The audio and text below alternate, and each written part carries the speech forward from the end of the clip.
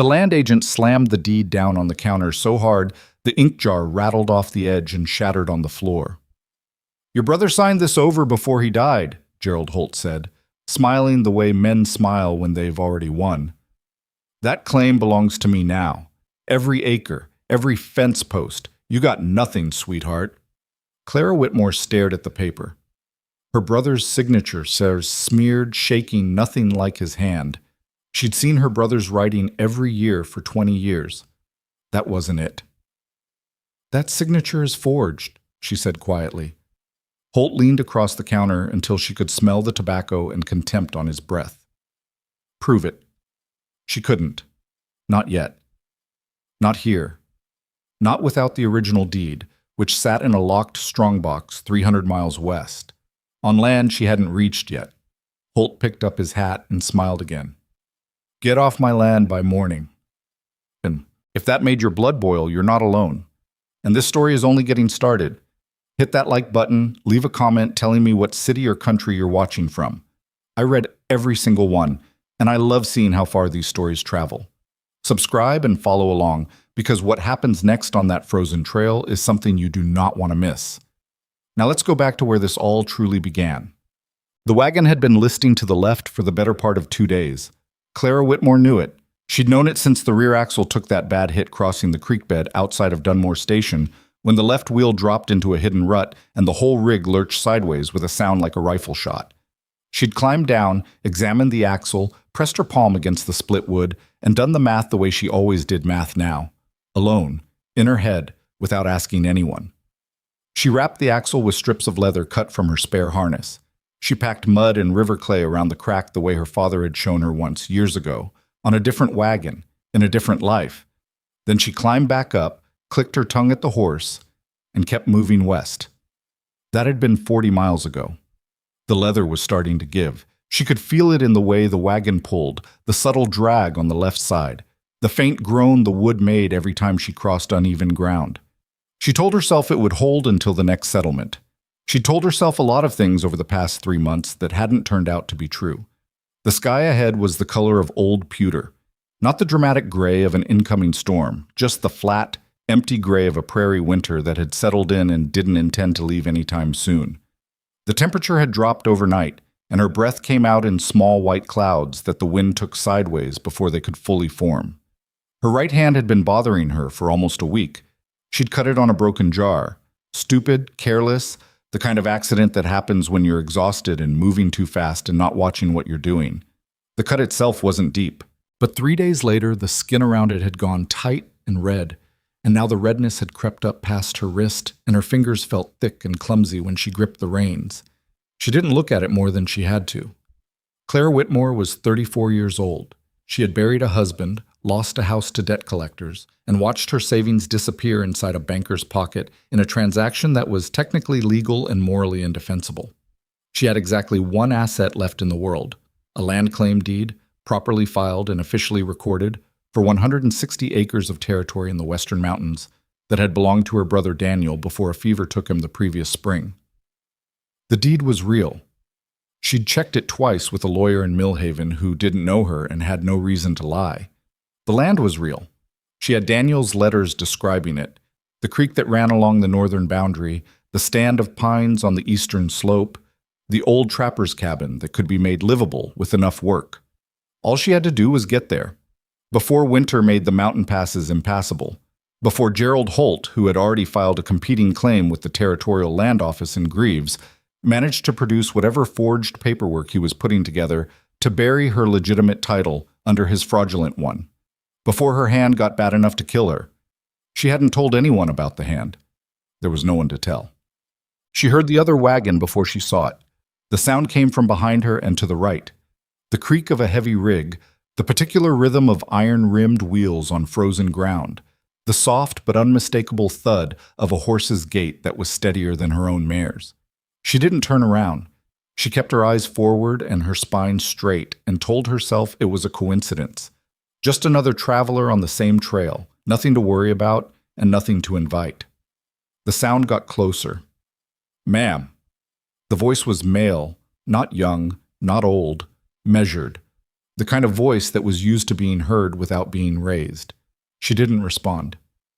"Ma'am, your axle's cracking through on the left side. I can see the leather from here." "I know what my axle's doing," Clara said, without turning her head. A pause. The sound of his wagon pulling even with hers, matching her pace. "All right," the man said. That was all. Just, all right. She cut a glance sideways. The wagon was a solid rig, well maintained, the canvas cover patched in 2 places, but properly sealed. The man on the bench was broad across the shoulders, dark-haired, with the kind of face that had spent considerable time in weather. He was looking straight ahead. Not at her. In the back of his wagon, through a gap in the canvas, she could see a small shape wrapped in a blanket. A child. "You've got a kid back there," she said, before she could stop herself. "Lily. She's 7. He still didn't look at her. "She's sleeping. She sleeps through most of the morning." "Where are you headed?" "West." He paused. "Same direction you are, from the look of it." Clara faced forward again. The axle gave one of its low groans, and she felt the wagon shift slightly under her. She adjusted her grip on the reins with her left hand, keeping her right hand as still as possible in her lap. "I don't need company," she said. "I didn't offer any," the man said. "I just thought you should know about the axle." "I already knew." "I know you knew," he said. "I could tell by the way you're compensating. You've been keeping the left wheel on the higher ground where you can." She didn't answer that. "I'm Ethan Caldwell," he said. She said nothing for a long moment. The wind picked up and dragged across the open ground between them, carrying the smell of dry grass and cold. "Clara Whitmore," she finally said. "Mrs. Whitmore." "Miss Whitmore," she corrected, and then wished she hadn't, because she could hear in her own voice that it still cost her something to say it. Her husband Robert had been dead for 2 years. It still sounded wrong, that correction, like a coat that didn't fit right. Ethan Caldwell didn't say he was sorry. He didn't say anything.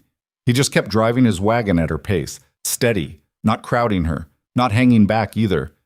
That, more than anything else about him, made her uneasy. They stopped that evening in a shallow draw that broke the worst of the wind. Clara made her camp 20 yards from his, which was close enough to be sensible and far enough to be clear. She watered her horse, unpacked her cooking kit, built a small fire with the last of her good dry wood, and sat down to eat the same meal she'd been eating for 3 weeks. Salt pork, hard biscuit, and dried apple rings that tasted like cardboard and regret. She could see his fire from where she sat. Warmer than hers. Bigger. He had 2 lanterns hung on the side of his wagon, and the light from them was yellow and soft against the gray evening. She heard the child's voice, not the words, just the sound of it, high and light and asking something. Then his voice, lower, answering. Then the child's voice again, and this time a laugh. Clara looked down at her biscuit. She pulled back the cuff of her coat and looked at her hand. In the firelight, the redness had spread another inch. The skin between her thumb and first finger was puffy and warm to the touch, and when she pressed it, a thin line of fluid appeared at the edge of the cut that she didn't want to think about too carefully. She pulled her cuff back down. She'd clean it again in the morning. She had some of the carbolic solution left. Not much, but some. She'd stretch it. "Miss Whitmore." She didn't jump, but it was close. He'd walked over quietly, which she hadn't expected from a man his size. He was standing at the edge of the firelight with something in his hands. A small cloth bundle. "Go away," she said. "I've got some medical supplies," he said. "Proper carbolic, clean bandaging, drawing salve. I can see your hand from here." "You can't see anything from there." "I can see the way you're holding it," he said, "like it costs you something." She stared at him. He stood perfectly still, not advancing, not retreating, just holding the bundle like it was something ordinary. "I didn't ask for your supplies," she said. "No," he agreed. "I don't need them." He set the bundle down on the ground at the edge of the firelight. Then he straightened up. "I'll leave them there," he said, "in case you change your mind." He paused. "Lily says good night, by the way. She saw you earlier when we stopped and she wanted me to tell you." Clara looked at the bundle, then at him, then at the bundle again. Tell her good night back, Clara said finally. Ethan Caldwell nodded once. Then he walked back to his own camp. Clara sat there for a long time looking at the bundle. Then she leaned forward, picked it up, and opened it. The carbolic was the good kind. The bandaging was clean. The drawing salve was in a small tin with the lid sealed properly. She cleaned her hand and dressed the wound with more care than she'd given it in days. It hurt more than she expected, which meant the infection was deeper than she'd admitted to herself. When she was done, she wrapped it tightly, pulled her glove back on, and threw the scraps into the fire. She told herself she would return what was left in the morning. She didn't sleep well. She hadn't slept well in 3 weeks. By mid-morning the next day, the sky had changed. It hadn't happened slowly. That was the thing about winter on the high plains. It didn't ease into violence. It arrived at full speed. 1 hour, the sky was the same flat pewter it had been for days. The next hour, there was a darkness building in the northwest that wasn't cloud cover. It was something lower and faster and meaner than cloud cover. A solid gray-black wall moving across the plain with the kind of deliberate, unstoppable momentum that made the horses nervous before the humans recognized what they were looking at. Clara saw it and felt her stomach drop. She pulled her horse up and stood on the wagon bench to get a better look, though there wasn't much to see that made her feel better about what she was already seeing. The wind had picked up in the last hour, not dramatically, but steadily. The kind of wind that is building toward something. The temperature had dropped 5 degrees since morning, maybe 10. That's bad, Ethan said from beside her. He'd pulled his wagon up even with hers. He was looking at the same wall she was looking at. I know it's bad, Clara said. We need shelter, real shelter. He turned and scanned the landscape. There's a trading post, Heller's, about 4 miles east. I passed it coming south 3 weeks ago. Solid building. East is the wrong direction. East is alive, he said flatly. West is that storm. Clara looked at the storm. Then she looked at her axle, which had been making a sound since morning that she didn't like at all. My axle won't make 4 miles at speed, she said. Then we go steady, he said. But we go now. She looked at him, looked at the storm. She hated that he was right. Lead the way, she said. He was already moving before she finished saying it. They made it in 3 miles and 20 minutes, which was faster than Clara expected, and not as fast as the storm. The wall of weather caught them on the last stretch of open ground. Not the full force of it, but the advance edge. A wind that hit them sideways with enough force to stagger both horses and rattle Clara's wagon like a tin can. She felt the rear of the wagon kick left, and she heard the axle give a sound that was not a groan this time, but something sharper and more final. She made it to Heller's trading post with the left wheel wobbling badly and the axle held together by, as far as she could tell, sheer stubbornness. The trading post was a low, wide building with thick sod walls and a heavy plank door that Ethan was already holding open when she came in from the back. A man Clara took to be Heller was behind the counter, short, bald, with the permanently surprised expression of someone who has spent 20 years getting unexpected weather. 2 other travelers were already inside. A farm couple from the looks of them, young, scared, pressed against the far wall. Storm's going to be something, Heller said. You got in just before it. Ethan was already lifting the child from the back of his wagon. Lily, bundled in wool so thick only her face was visible. Dark eyes wide and alert and not scared, Clara noticed, just watching everything carefully. We're going to need to stay the night, Ethan said. You're going to need to stay 2 nights, minimum, Heller said. Weather like this doesn't move fast. Clara said nothing. She stood at the window and watched the storm arrive.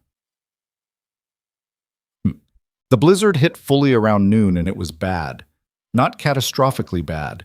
Not the killing kind that the old-timers spoke of, where drifts buried wagon tops and you couldn't find a man 50 feet from the door. But bad enough. The wind drove the snow sideways and the temperature outside dropped to something that turned any exposed skin white in minutes. The plank door of the trading post flexed and groaned against it. The lantern swayed. Inside, it was close and smoky and warm enough. Heller had a wood stove big enough to heat the whole building, and he fed it steadily. The young farm couple, their names were Emmett and Jane Greer, sat together in the corner and spoke to each other in low voices and didn't bother anyone.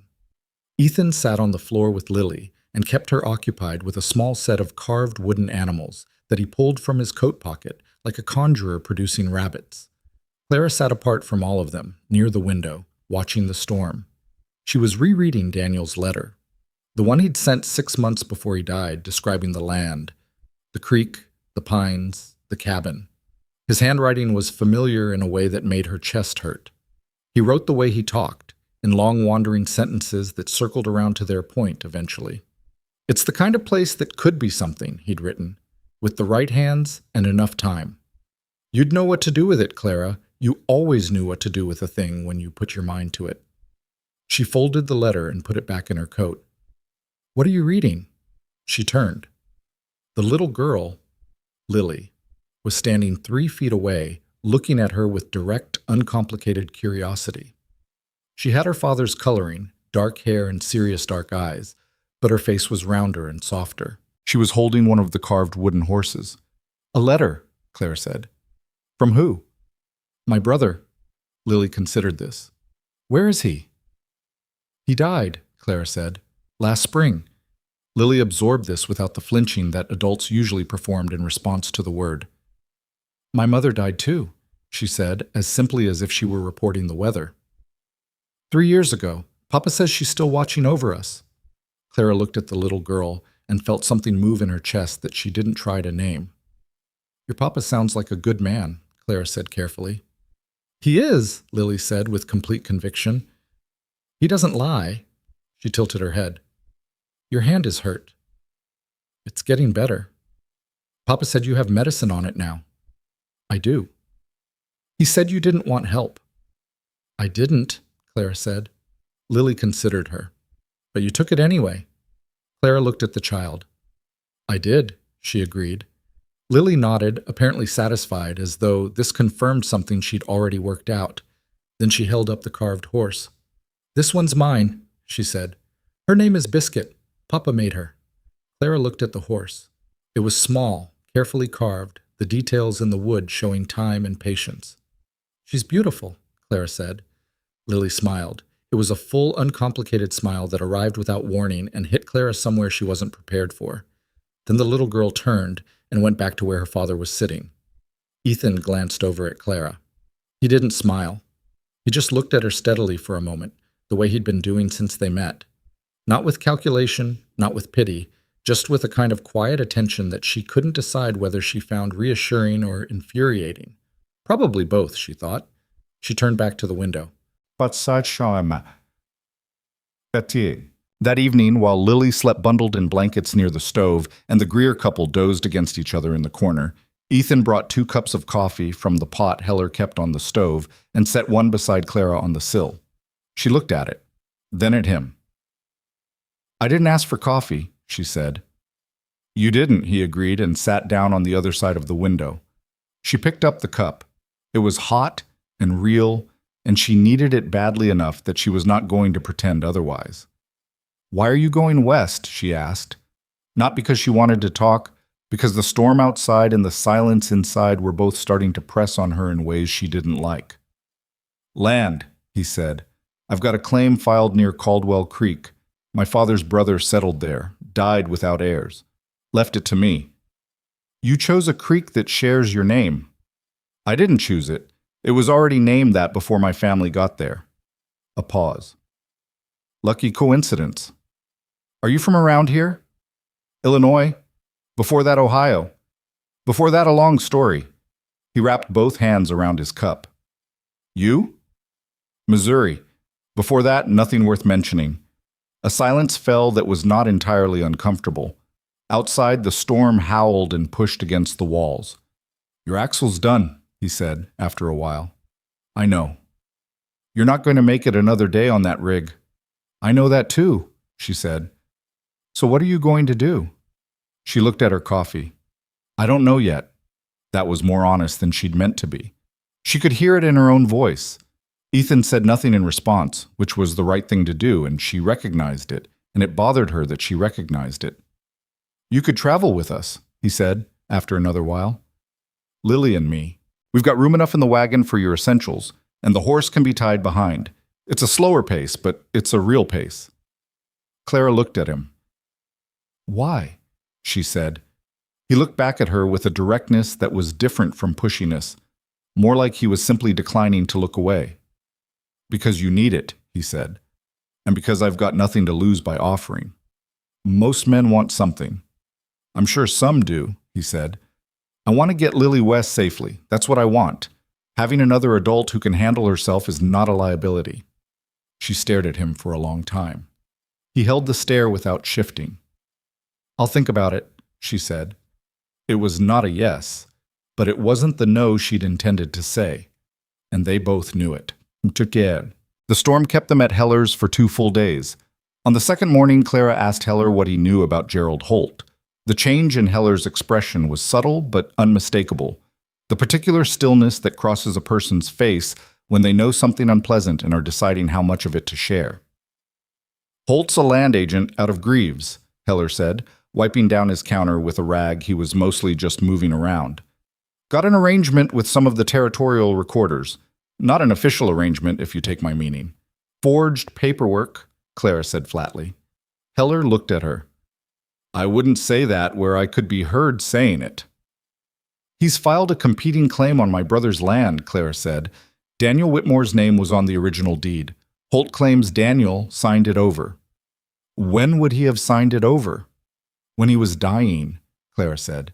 "If he signed anything, which I doubt, given that the signature I saw on Holt's document didn't look like my brother's hand." Heller put down the rag. "You have the original deed." "In a strongbox at the land," she said. "Daniel buried it in the cabin floor before he died. Wrote me about it in his last letter." "Then you need to get there first," Heller said. "Before Holt does." "I know I need to get there first," Clara said. "That's what I've been trying to do." From across the room, she could feel Ethan listening without appearing to listen.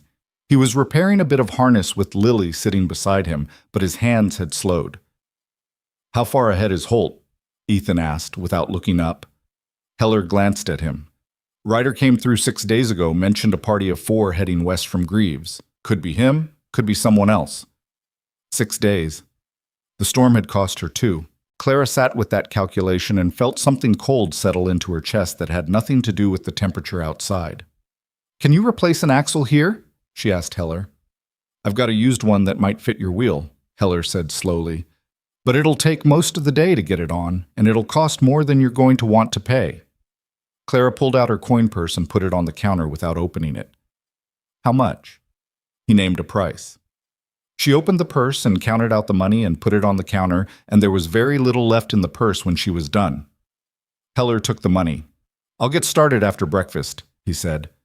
Clara nodded and walked back to where she'd been sitting. Ethan caught her eye when she passed. He didn't say anything about the exchange. He didn't look sorry for her or calculating or anything else she might have expected. He just looked at her the way he'd been looking at her since the beginning, with that steady, undemanding attention. She sat down and picked up Daniel's letter again, though she'd read it so many times she had it memorized. Lily appeared beside her about 20 minutes later and sat down without asking permission. "Papa says we'll probably leave tomorrow morning," Lily said. "I know," Clara said. "Are you coming with us?" Clara looked at the little girl, those direct dark eyes. Not demanding, not pleading, just asking, the way children ask when they've already accepted that the answer might be no. "I don't know yet," Clara said. Lily nodded, accepting this. Then, "Biscuit likes you." Clara looked at the carved horse the girl was holding. "Does she?" "She's a good judge," Lily said seriously. "Better than most people." Clara looked at the horse, then at the girl. Then, against her own intentions, she almost smiled. "I'll think about it," she said, for the second time in 2 days. And for the second time in 2 days, she meant it. The axle replacement took until late afternoon, and it wasn't a good fit. Close, but not clean. Heller's hired man, a taciturn fellow named Rudd, who communicated mostly through grunts and hand gestures, did the work with competence if not enthusiasm. And when it was done, Clara drove her wagon in a slow circle around the back of the trading post and felt the difference. Better. Not right, but better. She climbed down and stood looking at the wagon. Everything she owned was in that wagon. Her cooking kit, her tools, her spare clothes, her one good blanket, the strongbox key on the cord around her neck. She'd loaded it herself in Missouri with the careful, methodical attention of a woman who knew she couldn't afford to forget anything. She thought about the coin purse and how light it had felt when she put it back in her pocket. She thought about the mountain passes west of here, which didn't improve with waiting. She thought about Gerald Holt, 6 days ahead, with 4 men and presumably enough forged paperwork to bury her claim before she ever reached the recorder's office. She thought about the axle, which was better but not right, and the 300 miles still between her and Daniel's land. She thought about a little girl holding a carved horse and saying, without any obvious agenda, that she was a good judge. Clara Whitmore stood beside her wagon in the gray afternoon light and made the calculation the way she always made it. Honestly, without sentiment, with exactly the information she had. Then she walked to Ethan Caldwell's wagon and knocked on the sideboard. He came around from the front where he'd been checking his horse's shoes. "I'll travel with you as far as the Greaves turnoff," she said. "After that, we'll be going different directions and you can keep your wagon to yourself." He looked at her. "The Greaves turnoff is 3 days out." "I know where it is." "All right," he said. "I carry my own food and I contribute to the camp work," she said. "I'm not looking for charity." "Didn't offer any," he said. "And if you start to feel like you're doing me a favor, Miss Whitmore," he said calmly, "we leave at first light. Bring your gear over tonight so we can pack it proper." She stood there, feeling obscurely like she'd meant to win that conversation more completely than she had. "Fine," she said. She turned and went back to her wagon to start sorting what she could bring from what would have to be left behind. She didn't look back. She wasn't going to give him the satisfaction. But the tightness in her chest that had been there since Missouri, that permanent low-grade bracing against the next bad thing, had loosened, almost imperceptibly, just enough to breathe a little easier. She told herself it didn't mean anything. She loaded her things into his wagon in 4 careful trips before dark, and when Lily appeared in the opening of the canvas to help with the last box, Clara let her take one end without arguing about it. The girl was stronger than she looked. So, Clara thought, was she? The first snow of the real mountain season began to fall just as she finished, light and fine and cold, drifting down in the still air like something that hadn't quite made up its mind yet about how serious it intended to be. She stood for a moment with her hand on the side of Ethan's wagon and looked at the sky. 300 miles, a forged deed. A man with a head start and no conscience. She'd faced worse. She hadn't, actually. This was probably the worst. But she'd survived everything that had come before it, and she intended to survive this too. Whether she did it alone or not was starting to feel like a smaller question than it had when she started. She climbed up onto the bench and sat in the cold evening and waited for morning. They left Heller's trading post before the sky had fully decided to be morning. Ethan had the horses harnessed and the wagon ready while the last stars were still faint overhead, moving through the pre-dawn dark with the quiet efficiency of a man who had learned not to waste good cold-weather traveling time. Lily was already bundled into the back, not quite awake, her head resting against the folded blankets with her carved horse tucked under her chin. She'd retrieved Biscuit from her coat pocket the moment she climbed in and hadn't let go of it since. Clara had been up earlier than any of them. She'd woken at 3 in the morning with her hand throbbing and her mind already running numbers. Miles, days, the gap between her and Holt, the state of the mountain passes in late-season snow. She'd lain there in the dark in the back of the trading post, on the floor where Heller had let the stranded travelers sleep, and stared at the ceiling planks, and did the math over and over until it came out the same way every time. She had no margin left. She got up, redressed her hand by lantern light with the last of Ethan's drawing salve, and packed the few things she'd brought inside for the night. When Ethan appeared in the doorway 20 minutes later, already dressed for cold, he found her sitting on her bedroll with her coat buttoned and her boots on. He didn't say anything about it. He just picked up the water bucket by the door and went out to the well. That was something she was starting to understand about him. He did not comment on things that didn't require comment. It was a quality she hadn't encountered much in men, and she didn't entirely trust it yet, but she was willing to observe it a while longer before making a judgment. They rolled out of Heller's yard as the sky turned from black to the dark blue that comes just before color, and for the first hour, nobody spoke. The road west was frozen solid, which was good for the wagon and bad for the horses, who had to watch their footing on the harder ground. Ethan drove and Clara sat beside him on the bench with her hands in her lap, and the only sounds were the horses and the wheels and the wind, which had dropped overnight to something manageable. Lily woke up around mid-morning, announced this by pushing her head through the canvas gap and resting her chin on Ethan's shoulder, which he accommodated by leaning slightly toward her without taking his eyes off the road. "Are we in the mountains yet?" she asked. "3 days yet," he said. "Is Miss Whitmore still here?" "I'm still here," Clara said. Lily redirected her chin to Clara's shoulder, which was perhaps a degree closer. "Good," she said, and then disappeared back into the canvas. Clara kept her eyes on the road ahead. She did not say anything about the chin on her shoulder or the warmth of it or how unexpectedly it had landed on her. The first real trouble came before noon. They'd been crossing a stretch of open plain where the road ran straight and the ground was level, which should have been the easiest kind of traveling. Instead, it was where Ethan's lead horse, the big roan he called Garnet, put her left foreleg into a depression in the frozen ground that the snow had filled in and hidden. The crack was sharp enough that Clara heard it from the bench and felt the whole wagon lurch as the horse stumbled. Ethan had the reins pulled and the wagon stopped in 3 seconds, but that was 3 seconds too late. He was on the ground before the wagon fully stopped moving. Clara was down right behind him, not because he'd asked her to be, but because she could see from the angle of the horse's leg that this was not a small thing. Garnet was standing with her weight distributed wrong. Her left front leg held slightly off the ground, her nostrils flared wide, and her eyes showing white at the edges the way a horse's eyes do when it's frightened and in pain, but trying to hold still. Ethan was already running his hands down the leg, starting at the knee and working down. Clara watched his face and saw the thing she didn't want to see. The tightening around his jaw, the particular stillness that isn't calm but is the thing men do instead of showing panic. "How bad?" she said. "She's not broken," he said, and she could hear the effort it took him to keep his voice level. "But she's hurt. The pastern's the problem." Clara crouched down on the other side and looked at the joint above the hoof. Swollen already, warm to the touch when she pressed carefully. Not broken, he was right about that. But a sprain that bad in a horse working a loaded wagon on frozen ground was not a small problem either. "She can't pull," Clara said. "She can pull," Ethan said, with more certainty than the situation warranted. "She can pull a light load on flat ground," Clara said. "She can't pull a loaded wagon up mountain grades." He didn't answer immediately. He was still running his hands over the joint, as if the diagnosis might change if he kept looking at it. "Ethan," she said. It was the first time she'd used his given name. She hadn't planned it. It just came out because this was not a moment for formality. He looked up at her. "We need to redistribute the load and rest her before we push," Clara said.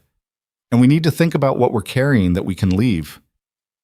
He looked at her for a moment longer, then looked at the horse, then back at the road ahead, with an expression that was doing a lot of work to cover what was underneath it. "All right," he said. They spent the next hour unloading the back of the wagon and sorting through what was essential and what was weight. It was ugly business, the kind of decision-making that feels like failure, even when it's just practicality. Ethan set aside a box of tools, and Clara set aside her spare canvas, and they stood together looking at the pile of things they were leaving on the side of the road in the middle of nowhere, and neither of them commented on it. Lily sat on the tail of the wagon, watching all of this with the grave attention of a child who knows this is serious and has decided the right response is silence. When they were done, she said, "Are we keeping Biscuit?" And Ethan said, "Yes," without even turning around, and Lily tucked the horse deeper into her coat. They traveled at half pace for the rest of the day, Ethan watching Garnet's gait every few minutes, Clara watching the sky. The sky at least held. Basket. Camp that night was quieter than the one before it, which had already been quiet. Ethan made a poultice for Garnet's leg from supplies he had in a medical kit and applied it with the same focused care he gave everything. Thorough, patient, not performing the task, but actually doing it.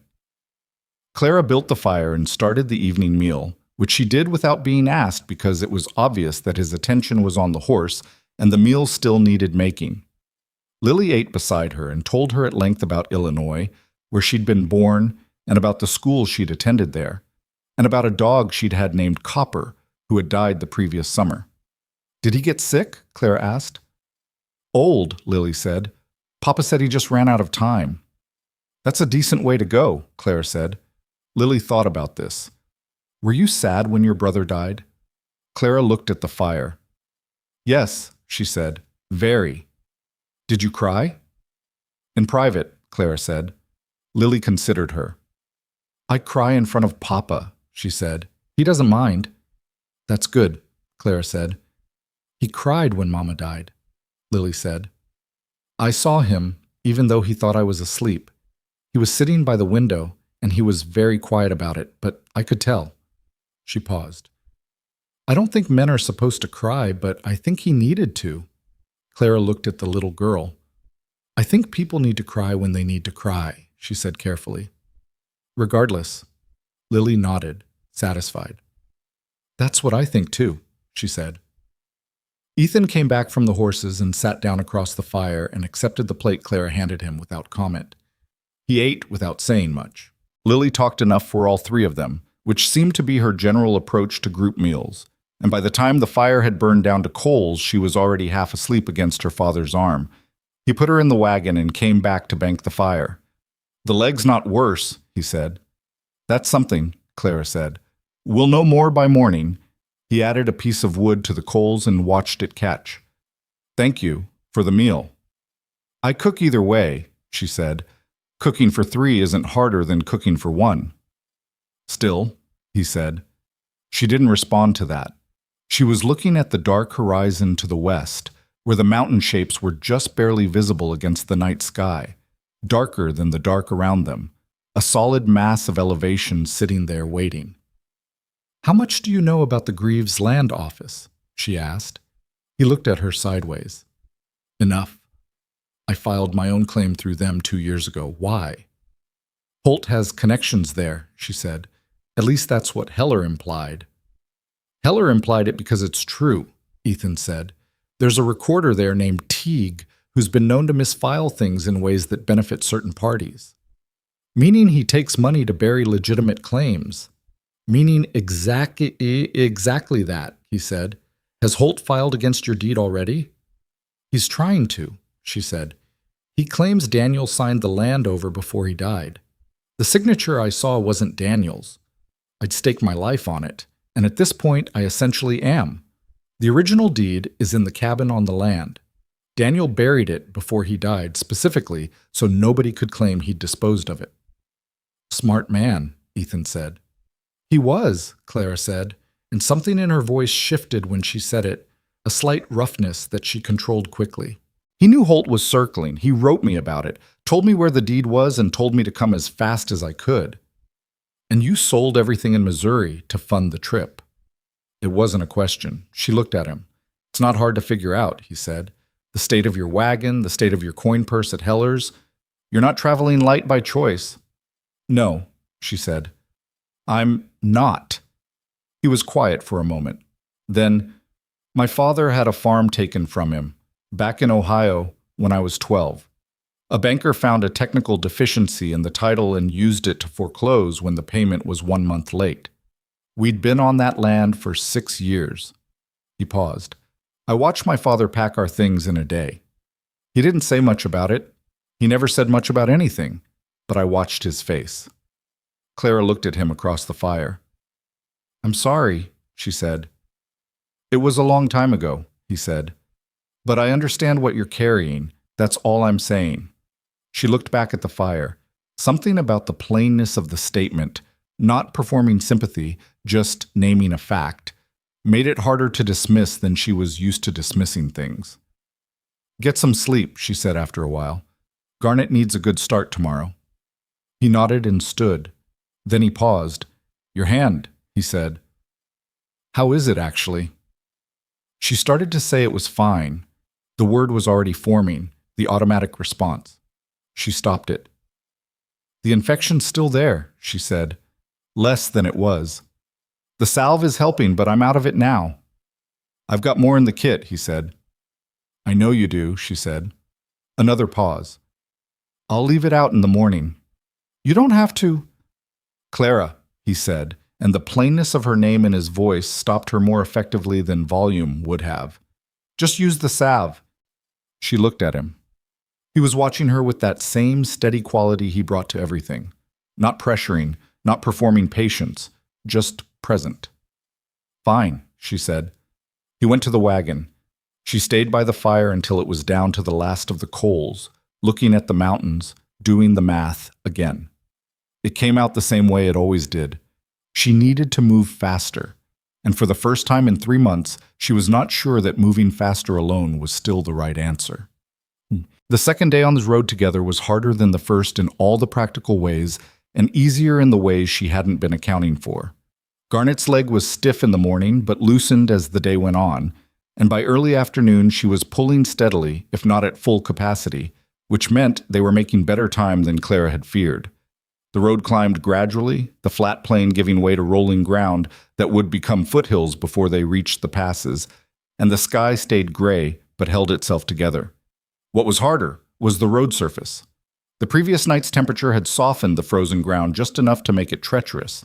Not obviously dangerous, just inconsistent, with patches that held firm and patches that gave unexpectedly underfoot. Twice the wagon broke through a soft spot and had to be manhandled back onto solid ground, which meant both of them off the bench and working from opposite sides while Lily held the reins and was told very firmly not to move them, which she obeyed with such complete seriousness that it would have been funny under other circumstances. The second time it happened, Clara went in past her knee, trying to get purchase on the frozen ground. She came up soaked to the thigh, cold mud on her coat, and something she'd twisted her ankle on still sending a complaint up her leg. She didn't say anything about the ankle. She pulled herself out, wiped what she could from her coat with a handful of dried grass, and went back to pushing. Ethan watched her for a second without saying anything. Then he put his shoulder to the wheel beside her. "On 3, he said. They got it out on 3. She climbed back to the bench and felt the cold working through her wet trouser leg and did not adjust her expression. "You twisted something," Ethan said. "I'm fine." "You're limping." "It's cold. Everything moves funny in the cold." He looked at her. She looked at the road. Neither of them said anything else about it. But when they stopped for water at midday, she noticed he'd pulled a dry blanket from somewhere in the back and laid it on the bench beside her without calling attention to it, and she used it without calling attention to it either. They were working out a system, she realized, a set of unspoken agreements about what to acknowledge and what to leave alone. She'd had that with Robert once, years ago, before everything fell apart. The recognition of it now was strange. Not painful exactly, but with a particular weight she hadn't expected. She didn't examine it too closely. Lily had questions about everything. This was not occasional curiosity. It was a sustained and systematic interrogation of the world around her, conducted with the relentless thoroughness of a small person who has identified a knowledge deficit and intends to close it. She asked about the mountains and why they were higher than the plains. She asked about the birds that wheeled above them in the cold air and what they ate when the ground was frozen. She asked about land claims and what they meant and why someone would forge a signature to steal one. That last question was asked directly to Clara, about 40 minutes into the afternoon's travel, with the same straightforward tone the girl used for everything. "Because some men believe they can take what they want from people who don't have the power to stop them," Clara said. Lily chewed on this. "Does Holt think you don't have power?" "He thought I wouldn't come this far," Clara said. "But you did." "I did." "Because it was your brother's land," Lily said. "Because it's my land now," Clara said. "And Daniel worked for it. I'm not letting someone steal it with a forged signature." Lily nodded slowly, processing this with visible effort. "What happens if you get there and he's already taken it?" The question landed harder than Clara was prepared for, because it was the one she hadn't let herself fully answer yet. It sat under everything else like groundwater, present, structural, not visible on the surface. "Then I fight it through the land office," she said, "with the original deed." "What if the land office is corrupt?" Ethan looked sideways at his daughter. "Lily." "It's a real question, Papa." "It's a complicated question," he said. "Then there are lawyers in the territorial capital," Clara said, because the girl deserved a real answer. "And newspapers. Men like Holt depend on people not knowing what they do and not having enough to fight it. If the land office fails, I go public. She paused. It costs more time and money than I have easy access to, but it's not hopeless. Lily considered her for a long moment. You've thought about this a lot, she said. Every night since Missouri, Clara said. And you're still going. I'm still going, Clara said. Lily faced forward again and sat in silence for a few minutes. Then, I think you're going to win, she said, with the calm certainty of a child making a factual prediction rather than offering comfort. Clara looked at the road ahead. I think so too, she said. It was the first time she'd said it out loud in 3 months. She wasn't sure if it was true, but she wasn't sure it wasn't either. On the third morning, things went sideways. They'd made good time the previous afternoon and camped at the edge of what Ethan identified as the last flat ground before the foothills began in earnest. The night had been cold but dry, and they'd risen before light again to take advantage of the temperature. Frozen roads were better than muddy ones. The trouble arrived in the form of 3 riders. Clara saw them first, coming from the south, and something about the angle of their approach, too deliberate, not the casual path of men going the same direction, made her put her hand on Ethan's arm. He'd already seen them. His hand had gone to the rifle case under the bench, not lifting it, just locating it. The riders pulled up in front of the wagon and spread across the road in a way that was not quite blocking it, but was close enough to be intentional. The man in the middle was heavy-set, with a brown coat and a beard that needed attention. He had the relaxed posture of someone who was used to getting what he wanted from these kinds of conversations. "Morning," he said pleasantly. "Morning," Ethan said. "Heading west?" "That's the road," Ethan said. The man's eyes moved to Clara, held there for a beat longer than necessary. "You're the Whitmore woman," he said. Clara felt the cold that had nothing to do with the weather. "I don't know you," she said. "No," he agreed, "but Mr. Holt knows you, sent us to deliver a message." He reached into his coat slowly, showing his hands, and produced an envelope. "He says you ought to know that your filing has been reviewed by the Greaves Land Office and found deficient. Recommends you save yourself the trip." He held the envelope toward her. She didn't take it. "The filing is legitimate," she said. "And it's been registered with the territorial office, not just the local one." The man's pleasant expression didn't change. "Mr. Holt says there are irregularities in your brother's original claim that are going to make this complicated regardless." "Mr. Holt is the irregularity," Clara said. A silence fell over the road. One of the other riders shifted his horse slightly, and the movement was the particular kind that meant something. Ethan's hand moved on the bench, not toward the rifle, just moved. "We're going to continue west," he said, in the same tone he used for everything. Steady, unhurried, indicating no particular concern, and simultaneously indicating that the conversation was finished. The man on horseback looked at him. Something in the look that was meant to assess, and what it found in Ethan's expression apparently wasn't what it was looking for. "Just delivering a message," the man said, pulling his horse to the side. "Delivered," Ethan said, and clicked his tongue, and Garnet walked forward through the gap in the riders before any of them had quite decided whether to close it. Clara kept her eyes forward until the sound of the horses behind them had faded. Then she let out a breath she'd been holding since the riders appeared. "He knows where we are," she said. "He knew where you were," Ethan said. "Someone at Heller's, probably, or someone who saw us on the road. He's trying to scare me back." "Is it working?" Lily's voice came from behind the canvas. She'd been very quiet during the exchange. "No," Clara said.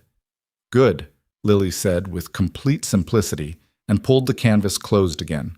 Ethan glanced at Clara. She could see something moving behind his expression. Not quite amusement, but adjacent to it. "She has opinions," Clara said. "She's had them since she was 3, he said. "I've mostly stopped arguing.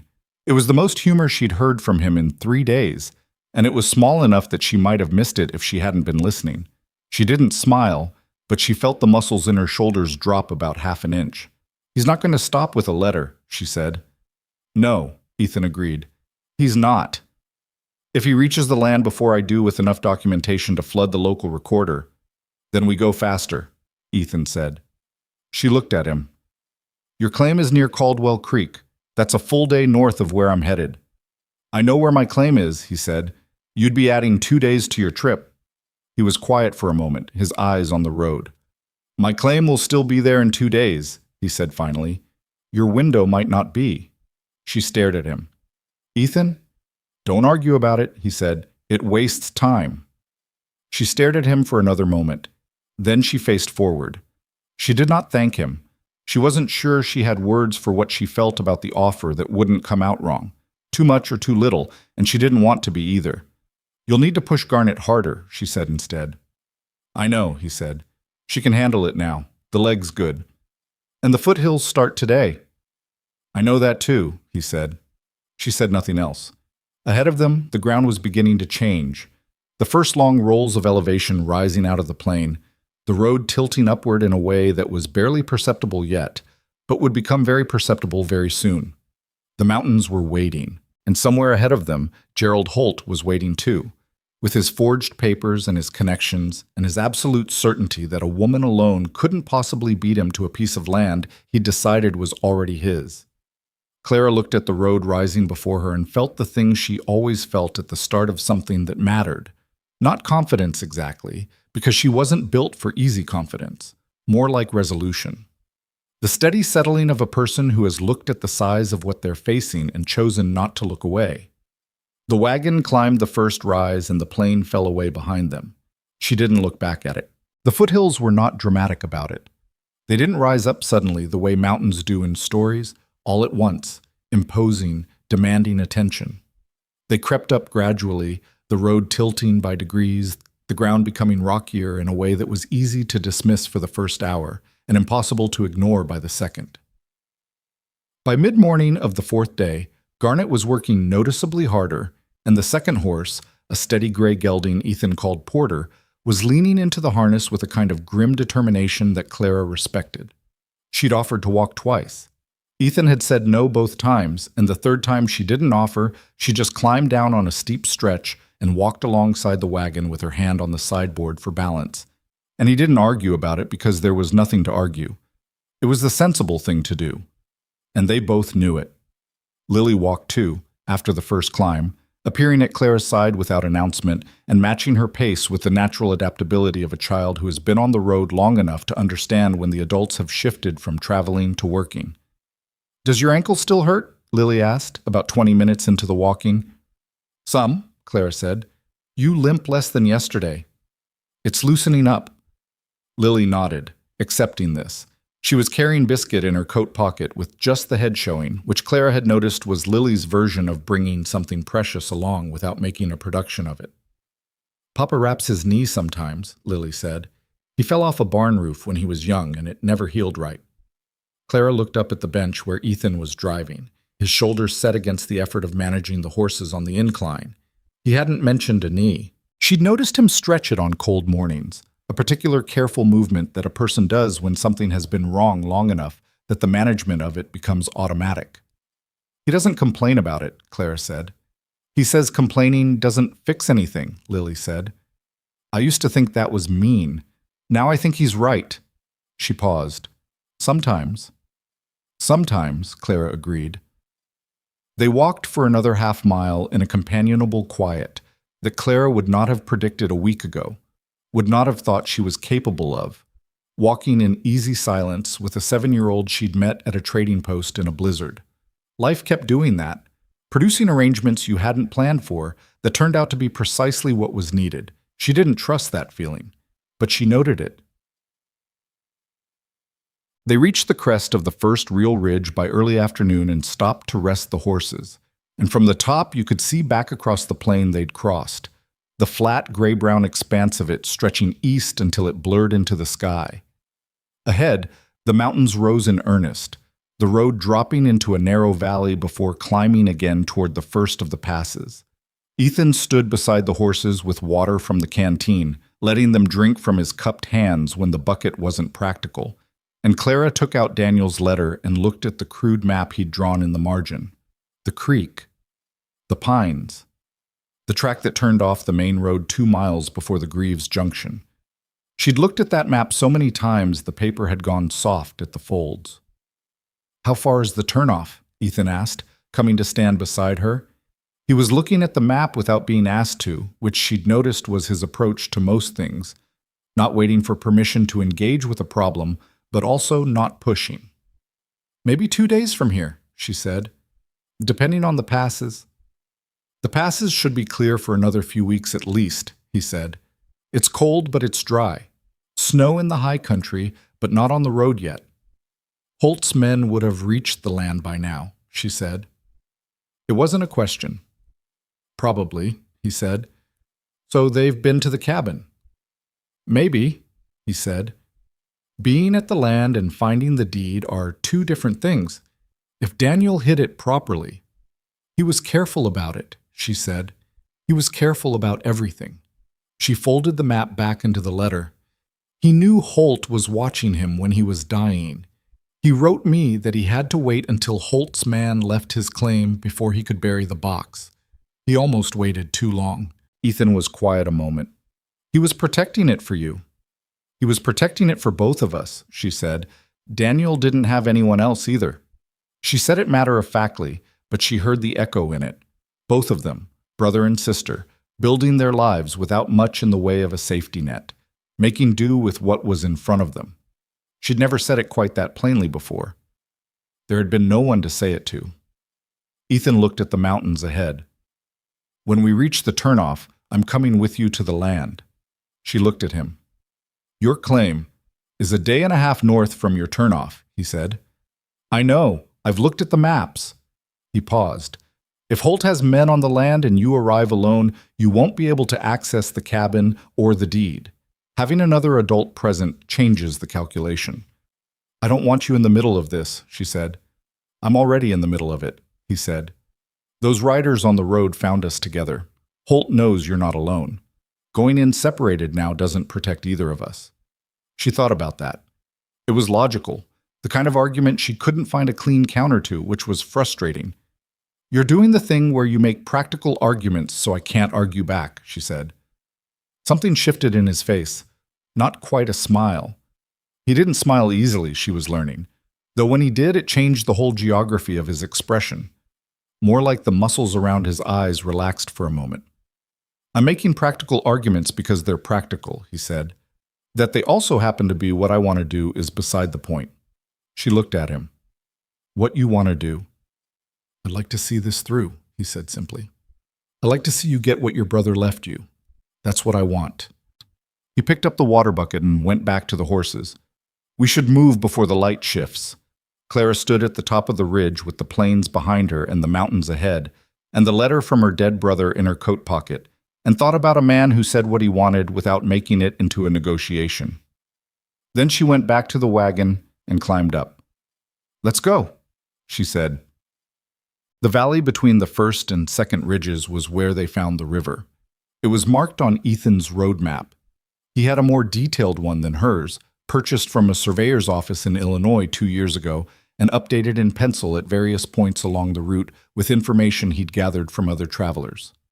The river was called the Mallet, which was someone's idea of a name, and it crossed the road at a shallow ford that was, according to the map's notation, passable in summer. It was not summer. The ford was still passable, barely. The water level was down from its spring height, but the temperature had been above freezing for the past 2 days, which meant the river was running faster than a frozen crossing would have been.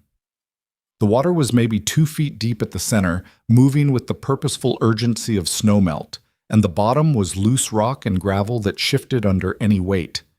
Ethan stood at the bank for a long time looking at it. "We can cross," he said. "We can try to cross," Clara said. He looked at her. "We can cross," he said again, with the slight emphasis of a man who has made decisions about rivers before and is drawing on that experience. "The bank on the other side is solid, the approach is good, and the current's not strong enough to move the wagon if we go straight across. The problem is the footing." "The footing and the wheel depth," Clara said. "If a wheel drops into one of those rock pockets—" "It won't if we go straight and keep moving," he said. "The crossing is maybe 40 feet.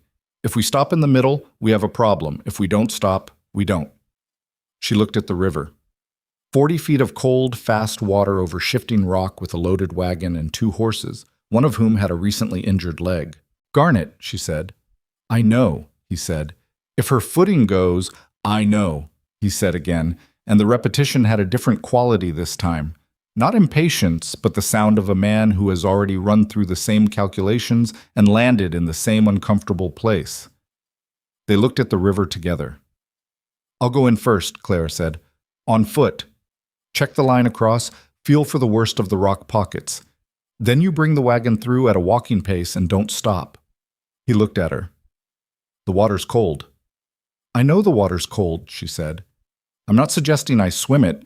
I'm saying I walk it and map the crossing so you know where to keep the wheels. A silence. Your ankle, he said. Is fine on solid ground, she said. The water will actually help the swelling. That last part was true enough. The first part was optimistic. He didn't argue. She took off her coat and her boots. Cold air on her feet was better than wet leather for the rest of the day. Handed them to Lily with instructions to keep them dry, and walked into the river. The cold hit her like a door slamming. Not the gradual cold of winter air, but the immediate total cold of mountain water, wrapping around her feet and ankles and climbing her legs as she waded in. She felt her breath go short and forced it back to steady. The bottom was exactly as bad as it looked, loose, uneven, the rocks turning under her feet in ways that required constant adjustment. Her ankle protested the third step, and she ignored it. She went straight across, testing the line, noting the 3 places where the bottom dropped unexpectedly and the 2 places where submerged rocks made good footing on either side of the dip. Then she turned around and came back, calling out the landmarks to Ethan as she waited. The big flat rock on the left, the dark patch in the water that meant a pocket, the gravel bar at 2/3 across that was safe. By the time she got back to the bank, her legs were numb from the knee down. Left of the big rock, she said, through teeth she was controlling carefully. Then straight across the gravel bar. Don't let the left wheel drift past the gravel on the far side. There's a drop there. Ethan was already off the bench. He handed her a blanket from inside the wagon. She took it. Get Lily in the front with you, she said. I'll cross again alongside and watch the left wheel. You don't have to be... I'm already wet, she said. It's a better use of the cold than standing here. He looked at her for a moment with an expression she couldn't fully read, something between concern and what might, in another man, have been described as admiration, though she would have disputed that characterization if he'd tried to name it. He got back on the bench.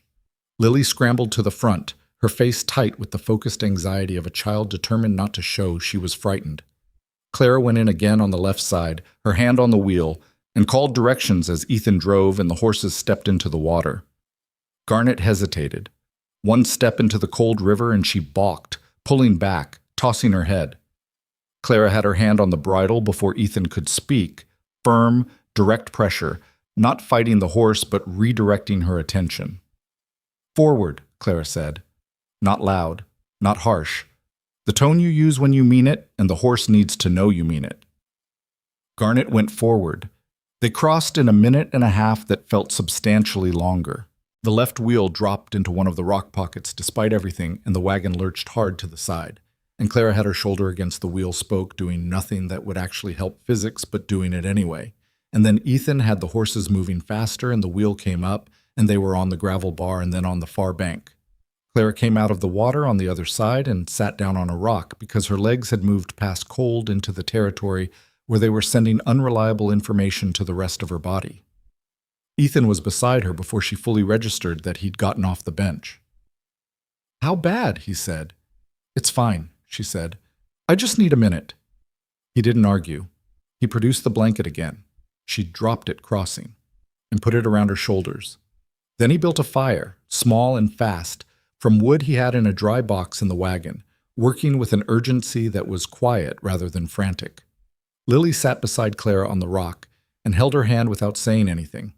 Her small hand was warm and dry, and Clara let her hold it and looked at the river they'd just crossed and felt something she recognized as something she wasn't going to examine right now. That was brave, Lily said finally. That was practical, Clara said. There's a difference. Papa says they're usually the same thing, Lily said. Clara looked at the fire Ethan was feeding into something useful. Your papa, she said carefully, says a lot of things that turn out to be right. Lily leaned slightly against her arm. I know, she said, with the comfortable certainty of someone who has long since made peace with this fact. They camped on the far side of the river, and Clara dried out properly by the fire and ate the meal Ethan made, which was better than what she'd been making, she admitted to herself only, because he'd been trading at Heller's for goods she hadn't thought to prioritize, and the result was a stew that had actual flavor instead of just being hot, and felt the miles of the past week collecting in her body all at once. She was tired in a way that went beyond the usual tired. Not defeated, not broken, just deep. The kind of tiredness that sits in the bones rather than the muscles. Tell me about Lily's mother, she said after Lily was asleep. She didn't know why she said it. She hadn't planned to. Ethan was across the fire from her, and he looked up when she said it with the particular look of a man who has been asked something he's used to not being asked. Her name was Margaret, he said after a moment. Maggie. She was from Ohio, same as me. We grew up 2 farms over from each other. He paused. She died of fever. Lily was 4. She doesn't remember much, which I think is both a mercy and a loss. How long before you decided to go west? Clara asked. A year, he said. I spent a year in Ohio trying to make it work without her, and it didn't. The farm was too much alone, and everything reminded me of her, and Lily needed something to be moving toward instead of something to be moving away from. He looked at the fire. I don't know if that was the right decision. I still don't know. How do you mean? I mean, I took her away from the only home she'd known, he said. Away from Maggie's family, who loved her. Away from everything familiar. Because I needed to go somewhere that wasn't full of Maggie. He paused again. That might have been selfish. Or it might have been necessary, Clara said. Those look the same sometimes. He looked at her across the fire. You sound like someone who knows, he said. I left Missouri, she said. I left a place where everyone knew Robert and knew what happened with the house and the bank, and everywhere I went I could see how they looked at me, like I was a cautionary tale. She picked up a stick and turned it in her fingers. I told myself I was coming west for Daniel's land. That was true. It wasn't the whole truth. What's the rest of it? He asked. She was quiet for a moment. I wanted to be somewhere that didn't already have a version of me written on the walls, she said. Somewhere I got to be whoever I turned out to be, without people deciding in advance. He nodded slowly. Yes, he said. That. The fire shifted and settled. An ember popped and sailed up and went dark before it hit the ground. Robert, she started and then stopped. You don't have to, he said. I know, she said. I want to. She wasn't entirely sure that was true, but she said it anyway, which perhaps amounted to the same thing. Robert was a good man who made bad decisions and wouldn't accept help when it might have mattered. The debt accumulated for years before I understood the full extent of it. By the time I did, there was nothing left to save. She looked at the stick in her hands. I stayed longer than I should have because I kept thinking it was going to change. That was on me. That's not entirely on you, Ethan said. Maybe not, she said, but I spent a long time afterward being angry at myself for trusting someone and having it go wrong. It's hard to unknow that. It is, he said. Makes you careful, she said. Makes you lonely, he said quietly. She looked up at him. He was watching the fire, not her, which somehow made it easier to hear. Yes, she said. That too. The silence that followed was the kind that has weight but not pressure. It held something rather than demanding something. Clara became aware that she was more tired than she'd been willing to admit, that her ankle hurt and her hand ached and her back had been communicating dissatisfaction for the past 3 days. I need to sleep, she said. Go ahead, he said. I'll keep the fire a while. She got up and moved toward the wagon. Then she stopped. Ethan. He looked up. Thank you, she said. For the river. She paused. For all of it. He held her gaze for a moment. Then, get some sleep, Clara. She climbed into the wagon and lay down beside the sleeping Lily and listened to the fire and the river and the wind in the pines that were becoming more frequent now as the elevation rose, and felt the exhaustion take her under before she'd finished the thought she was trying to form. The next day was harder and faster and worse, and they made better time than any day previous. The road climbed steadily through pine country, switch-backing up grades that made Garnet's legs shake on the steeper sections and required both of them off the bench on 3 separate climbs. The air was thinner and colder and tasted like iron and pine sap. Clara's lungs registered the altitude change by the second hour with a low, persistent ache that she breathed through and ignored. She drove while Ethan walked ahead on the steeper grades, checking the road surface, picking the line that would give the wheels the best chance. They'd developed a language for it over the past 2 days. Hand signals mostly, augmented by the occasional short word. Left. Hold. Go. She found she could read his signals without effort, which was either a sign of how much attention she'd been paying to him or simply a function of the directness with which he communicated, or probably both. At noon, they encountered the first obstacle they couldn't simply work around. A section of road about 30 feet long had collapsed on the outer edge, the bank having given way under the weight of thaw water, leaving a gap between the road surface and a drop of about 15 feet. The road still existed, enough of it to get a wagon through, but it was narrowed to something that would require both outside wheels of the wagon to run within 6 inches of the broken edge. Ethan stood at the entrance to the section and looked at it for a long time. "There's no other way," Clara said. "I know," he said. "The edge looks solid where it's still intact." "Looks," he said. "The gap on the inner side is wide enough for the right wheels if you keep them tight against the rock face," she said. "And the drop is 15 feet, which is bad but not unsurvivable for the horses. If it goes wrong on my side of the wagon." He looked at her. "That's not a reason to feel better about it." "It wasn't meant to be," she said. "It was an accurate description of the risk distribution." He turned back to the road. Lily was standing beside him, her hand in his, looking at the collapsed edge with the focused assessment of a child who has been on this journey long enough to understand what these silences mean. "I'll walk it," Lily said. Ethan's hand tightened on hers. "Yes," he said. "You will." They set Lily across first, walking the inner edge with Clara holding her hand, the solid rock on the left and the drop on the right. And Lily walked it like it was a garden path, deliberate and steady, only her grip on Clara's hand showing anything about what she was feeling. Clara walked back and Lily stood on the far side, arms crossed, waiting. Then Ethan took the wagon through alone. Clara watched from the far side because there was nothing she could do from the near side that would help, and everything she could do from the far side if something went wrong. Call his line, call a correction, be there at the other end. She stood and watched and kept her breathing even and her face neutral because Lily was standing beside her watching too. He took it slow and absolutely straight. The outer wheels rode the very edge for 15 feet, the wagon tilting almost imperceptibly to the right in a way that was probably more terrifying from the outside than from where Ethan sat. He came through and pulled the wagon straight and set the brake and came down from the bench and stood for a moment with his hands on Porter's neck. Clara let out the breath. Lily ran to her father and he caught her and held her in a way that was brief and not performed. The instinctive reach of a parent who has just done something frightening and needs to confirm what they were frightened about losing is still right there. He set her down after a moment and looked at Clara. "Good line," she said. "Don't ever tell me what the odds were," he said. "I won't," she said. They kept moving.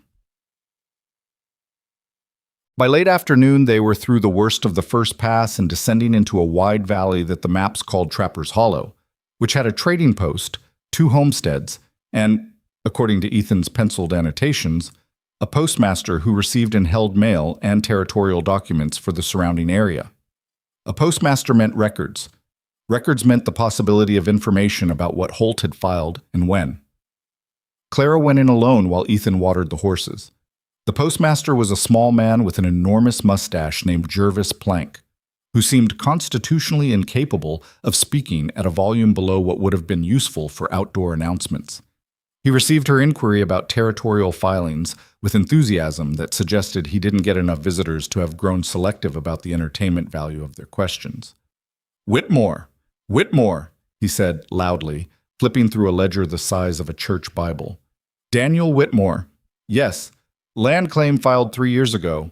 Original deed registered with the territorial office in, he squinted at his own handwriting, Vance Station. Vance Station, Claire repeated.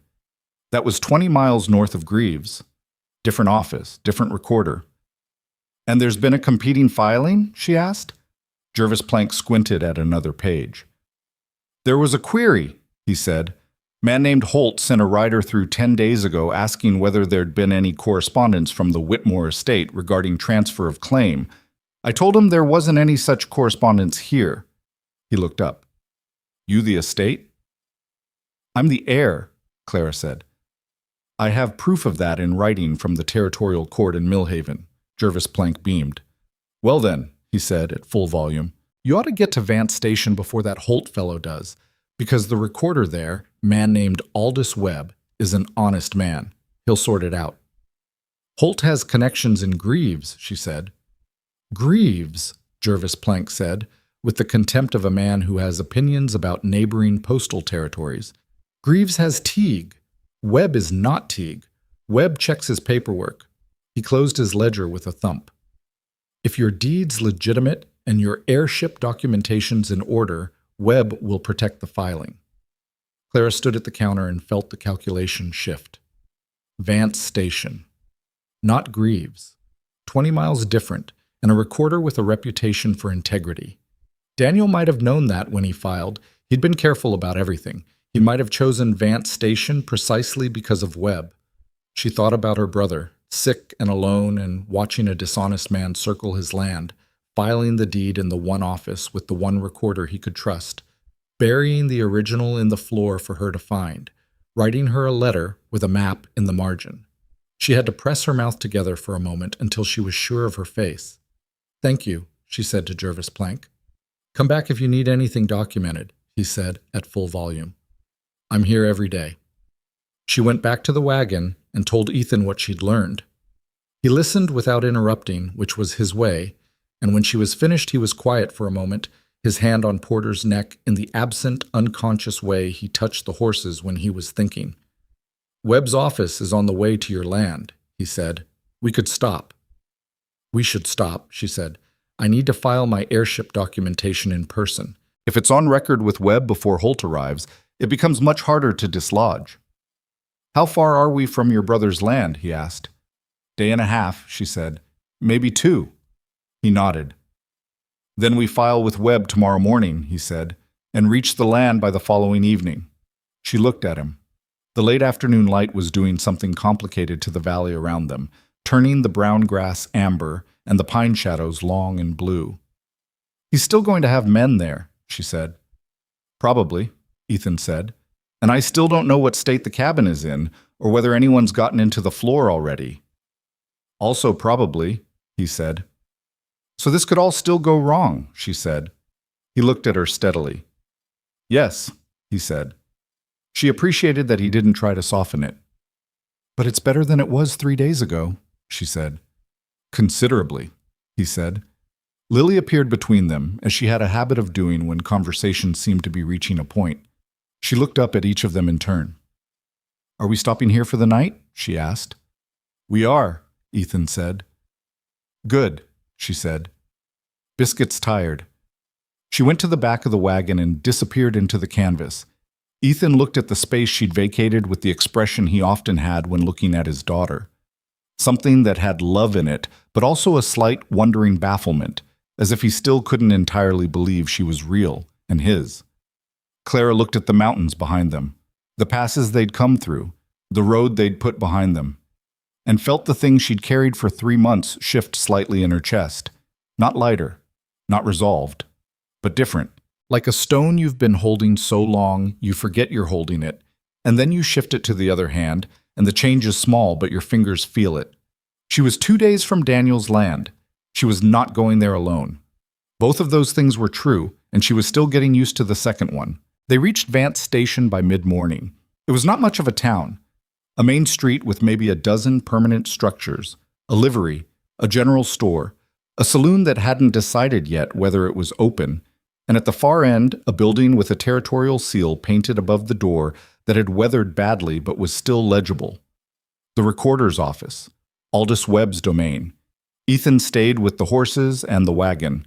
Lily wanted to come inside, and he said no in the tone that meant the conversation was finished, and she accepted this with only the expression of someone who disagrees but has learned to pick her moments. Clara went in alone. Aldous Webb was not what she'd expected from Jervis Plank's description, which had suggested a figure of some institutional weight.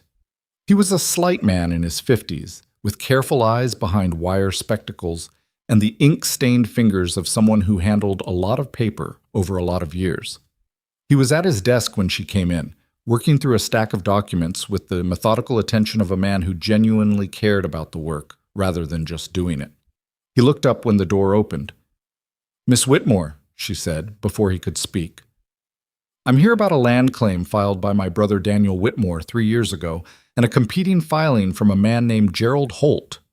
Webb set down his pen. "Sit down," he said. She sat. He pulled a different ledger from the shelf behind him and opened it with the practiced ease of someone who knew exactly where everything was. "Daniel Whitmore's claim," he said, running his finger down a column. 160 acres, northwest quarter of the Mallet Creek Valley, filed in person 3 years ago. He looked up. "Your brother came in himself." "He was particular about things being done in person," Clara said. "Good habit," Webb said. "The filing is complete and properly registered. The original deed, per your brother's notation, is held at the property for security purposes." He turned a page. "Now, Gerald Holt." His expression, which had been professionally neutral, did something small and deliberate. "Holt submitted a transfer claim 8 days ago through a representative, claiming your brother transferred the land before his death.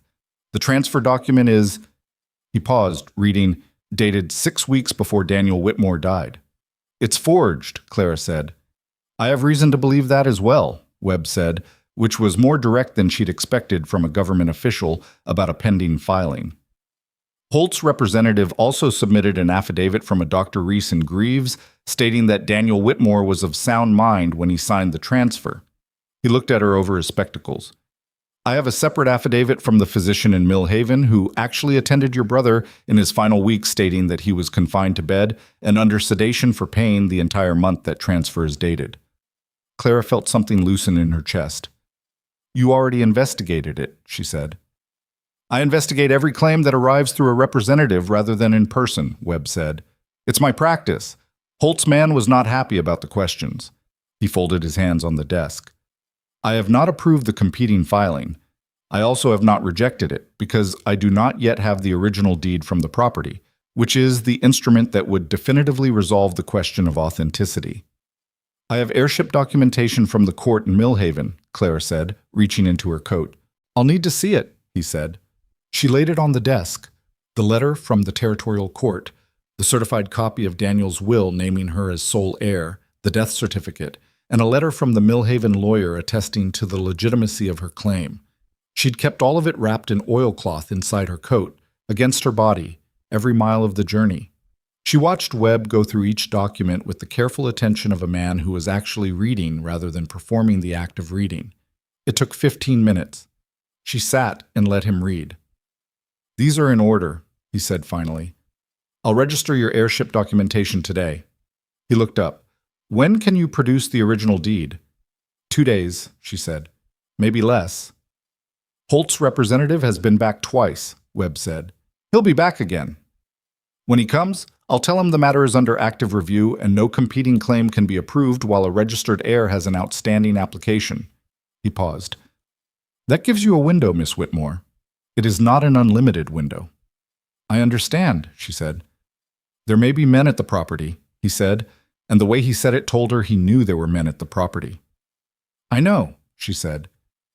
"Their presence doesn't establish a claim," he said, "but it complicates retrieval." He looked at her steadily. "Are you going there alone?" "No," she said. Something in his expression settled slightly. "Good," he said, and picked up his pen and began writing the registration notation with the clean, economical hand of someone who had done this thousands of times and intended to go on doing it correctly. Clara walked out into the cold morning air and stood on the step of the recorder's office and let out a slow, complete breath. 2 days. She walked back to the wagon. Ethan read her face before she said anything. "Well," he said. "Webb's honest," she said. The filing's registered. We have a window. She climbed up to the bench. Holt has men on the land. Webb didn't say how many. How did he know? He knows things, she said. He's been doing this work a long time. He pays attention. Ethan released the brake. Then we move. We move, she said. They left Vance Station at a pace that was faster than careful and slower than reckless, which was the only pace available to them, and Lily sat in the back and understood from the quality of the silence up front that this was not a time for questions. The track that turned off the main road was exactly where Daniel's map said it would be, 2 miles before the junction, marked by a split pine that had been struck by lightning some years ago and grown 2 new trunks from the scar.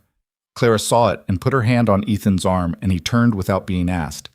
The track was narrow. It had not been traveled much in the past year, which made sense. Daniel had been sick, and after he died, no one had reason to come this way. The wheel ruts from the wagon that had made this track originally were still there, faint but readable, and grass had grown up between them in the months since anyone had used it. Someone had been here recently, though. The grass between the ruts was crushed in places, not by a wagon but by horses. The irregular pattern of shod hooves, multiple animals coming and going. Ethan saw it at the same time she did. At least 2 horses, he said. Maybe 3. Within the last week, she said, reading the compression of the dead grass. After the last frost. They could still be on the land, he said. Or they could have gone back to report to Holt, she said. Neither of them said what the other possibility was. That they'd found the deed and taken it. She didn't let herself think about that.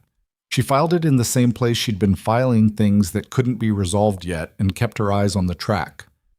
The cabin appeared through the trees after about a mile, and when she saw it, she understood precisely what Daniel had meant when he wrote, "It's the kind of place that could be something." It was small, a single room with a sleeping loft, built from pine logs that had weathered to silver gray. The chinking between the logs had gaps that needed attention. The door was hanging slightly off its frame. The roof looked sound from the outside, which was the most important thing. It had been searched. You could see it without going inside. The door not fully closed, a shutter on the left window standing open when it should have been latched for winter, tracks around the base of the cabin from multiple directions as people had circled the building looking for access points. Clara felt the cold drop through her. "The floor," she said. "Don't run," Ethan said quietly. He put his hand briefly on her arm. "Don't run, and don't go straight for the cabin. We don't know if anyone's still here." She knew he was right. She held herself still on the bench and made herself look at the surrounding trees and the open ground around the cabin rather than the door. Nothing moved.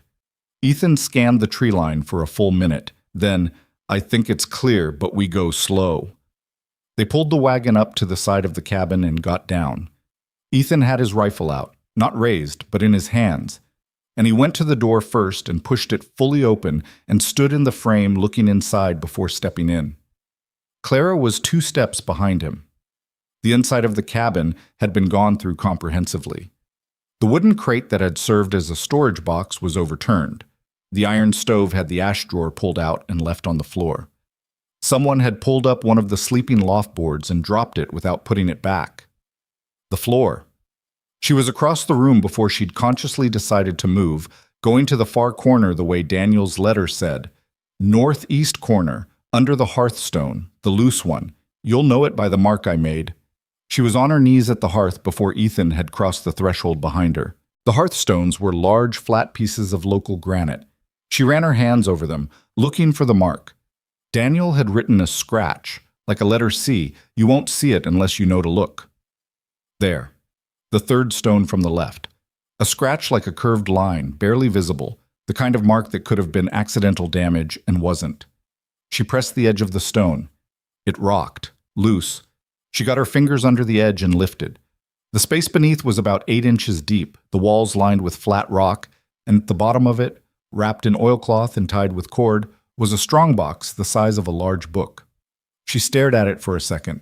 Then she lifted it out and found that her hands were not entirely steady, which annoyed her. "It's here," she said. Ethan let out a breath behind her. She untied the cord. The oilcloth came away from a strongbox with a lock she had the key for.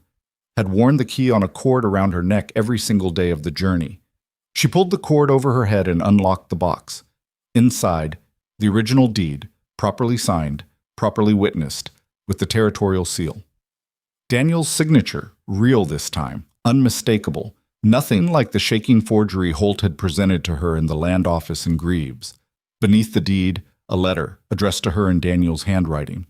She sat on the floor of her brother's cabin with the deed in her hands and the letter beneath it, and felt the specific weight of a grief that had been compressed by urgency for months and was now, with the urgency briefly released, pressing upward with its full original force. She didn't open the letter. Not now. Not in front of anyone, even Ethan. She put the deed back in the box and closed it and locked it and put the key back on the cord. "We need to get this to Webb," she said. Her voice was steady. She was going to credit herself for that. "Yes," Ethan said, and he didn't say anything about her face or the letter or any of it, which was exactly right. The voice came from the doorway. "Well now." Both of them turned. A man was standing in the frame of the cabin door, heavy set, with a sheepskin coat and a hat pulled low. Not the man from the road, but the same type, with the same comfortable posture of someone used to being the one who ends conversations. "That box belongs to Mr. Holt," the man said. Clara was on her feet. She didn't remember standing up. "It doesn't," she said. A second man appeared at the window she could see over the man's shoulder. Just his shape, not his face. Two of them, at minimum. Ethan was to her left, still with the rifle, and she watched him do the math the same way she was doing the math. "Miss Whitmore," the man said pleasantly, "Mr. Holt was real sorry to hear about your brother. He'd like to help settle the estate properly. If you hand over the box, we can ride down to Greaves together and sort the paperwork out real clean." "The filing is in Vance Station," Clara said, "with Aldous Webb. My airship is already registered. This deed is going to Webb this afternoon." The pleasant expression on the man's face did not change, but something behind it did. A recalibration. "Mr. Holt has documentation from the Greaves office that supersedes—" "Greaves doesn't have jurisdiction," Clara said. "The original claim was filed in Vance Station. Webb has jurisdiction. Holt's Greaves documentation is worth exactly nothing." A pause. Ethan had moved slightly to an angle that put himself between Clara and the window man without making it look like that's what he'd done. "Hand over the box," the man said, and the pleasant tone was mostly gone now. "No," Clara said. The man took a step into the cabin. "That would be a mistake," Ethan said. The man looked at him, at the rifle, at Clara, back at the rifle. The math, again. Whatever calculation the man ran, it reached a conclusion that did not involve him stepping forward. "Mr. Holt's going to file an injunction," the man said. "He can file whatever he likes," Clara said, "with Webb in Vance Station, where I'll be this afternoon with the legitimate deed and registered airship documentation." She looked at him steadily. "If Holt wants a legal fight, he can have one. But he's going to have to fight it honestly, and I think you and I both know what happens then." Another silence. The man in the doorway looked at her with an expression that was somewhere between calculation and something approaching reluctant respect. Then he stepped back. "Mr. Holt will be in touch," he said. "He knows where to find me," Clara said. "This is my land." The man left. They heard horses a minute later, two of them, moving away through the trees. Clara stood in the middle of the cabin with the strong box in her arms and waited until the sound of the horses had fully faded. Then she sat down on the overturned crate because her legs had made a decision about what they were willing to do, and she preferred to agree with them before they made the decision without her. Ethan crossed to the door and watched the tree line for a full 2 minutes before he lowered the rifle. "That was well done," he said. "I was terrified," she said. "I know," he said. "It was still well done." She looked at the box in her hands, the deed inside it. Daniel's careful preparation, his foresight, his love expressed as practicality, because that was what love looked like when you were running out of time. "I need a minute," she said. Ethan went outside. She heard him talking to Lily in a low voice, telling her something that produced a quieter response than usual from the girl, which meant he was being honest with her about what had just happened rather than softening it. Clara sat in her brother's cabin with the letter she hadn't opened yet and let herself feel the size of this for 60 seconds. The months of it, the miles of it, the weight of traveling alone towards something you couldn't be certain would still be there. 60 seconds. That was all she allowed. Then she stood up and went outside. They were back on the road to Vance Station within 20 minutes, moving at a pace that was faster than anything they'd managed since the river crossing. Ethan drove, and Clara held the strongbox on her lap with both hands, not because she thought anyone would take it, just because she needed to feel the weight of it. Lily sat beside her on the bench, not in the back, which she'd quietly moved to without being asked. Her shoulder was against Clara's arm, and her carved horse was in her hand. "Is it over?" Lily asked after a while. "Almost," Clara said. "We still need to get the deed to Webb." "But you have it." "I have it," Clara said. Lily was quiet for a moment. Then, "Daniel hid it for you." "He did," Clara said, "because he knew you'd come." Clara looked at the road. The afternoon light was angling through the pines in long gold shafts, the kind of light that shows up when the day is past its worst and moving toward something quieter. "He knew I'd come," she said. They reached Vance Station as the sun was touching the western ridges. Webb was still at his desk when Clara came through the door, which she suspected was not an accident. Jervis Plank's postal network being what it was, Webb had probably been informed of her movements through the valley. She put the strongbox on his desk and unlocked it and laid the deed in front of him. He read it fully. Then he looked at her. "This is the original," he said. "Yes," she said. "The signature matches the one on the original filing," he said, checking the ledger. "It does," she said, "because Daniel signed both of them." Webb took a fresh form from his drawer and began writing with his clean, careful hand. "I'll issue a confirmation of title today," he said, "and I'll formally reject Holt's competing filing on grounds of documentary fraud." He paused, writing. "The Territorial Marshal's office should probably receive a copy of my findings." "I'd appreciate that," Clara said. He looked up. "Holt has done this before," he said simply. "Not always in my jurisdiction, but I know the pattern." He returned to his writing. "This won't ruin him immediately. Men like Holt take time to ruin. But it starts a record." "A record is enough for now," Clara said. He nodded and kept writing. She sat across from him and watched him formalize what Daniel had protected and what she had carried 300 miles through winter and over mountains. When he was done, he handed her a sealed document. "Confirmation of title," he said. "Keep that safer than the deed." She put it inside her coat, against her chest, where the key had lived. "Thank you," she said. "Do the work on that cabin," he said, with the tone of a man who has seen a lot of neglected property reach a point of no return. "The chinking, specifically, before winter sets in hard."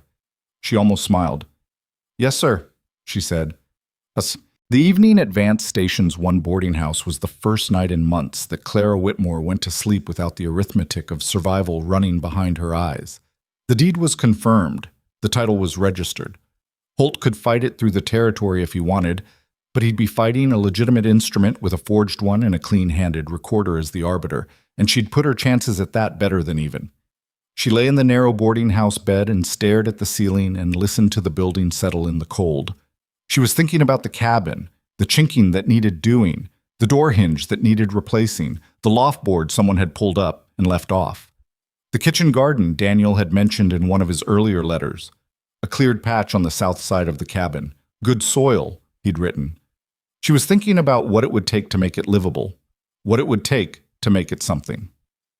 She was also thinking about Ethan's claim at Caldwell Creek, a day and a half north of here. She didn't pursue that thought to its conclusion. She just let it exist alongside the others and didn't try to resolve it before it was ready to be resolved.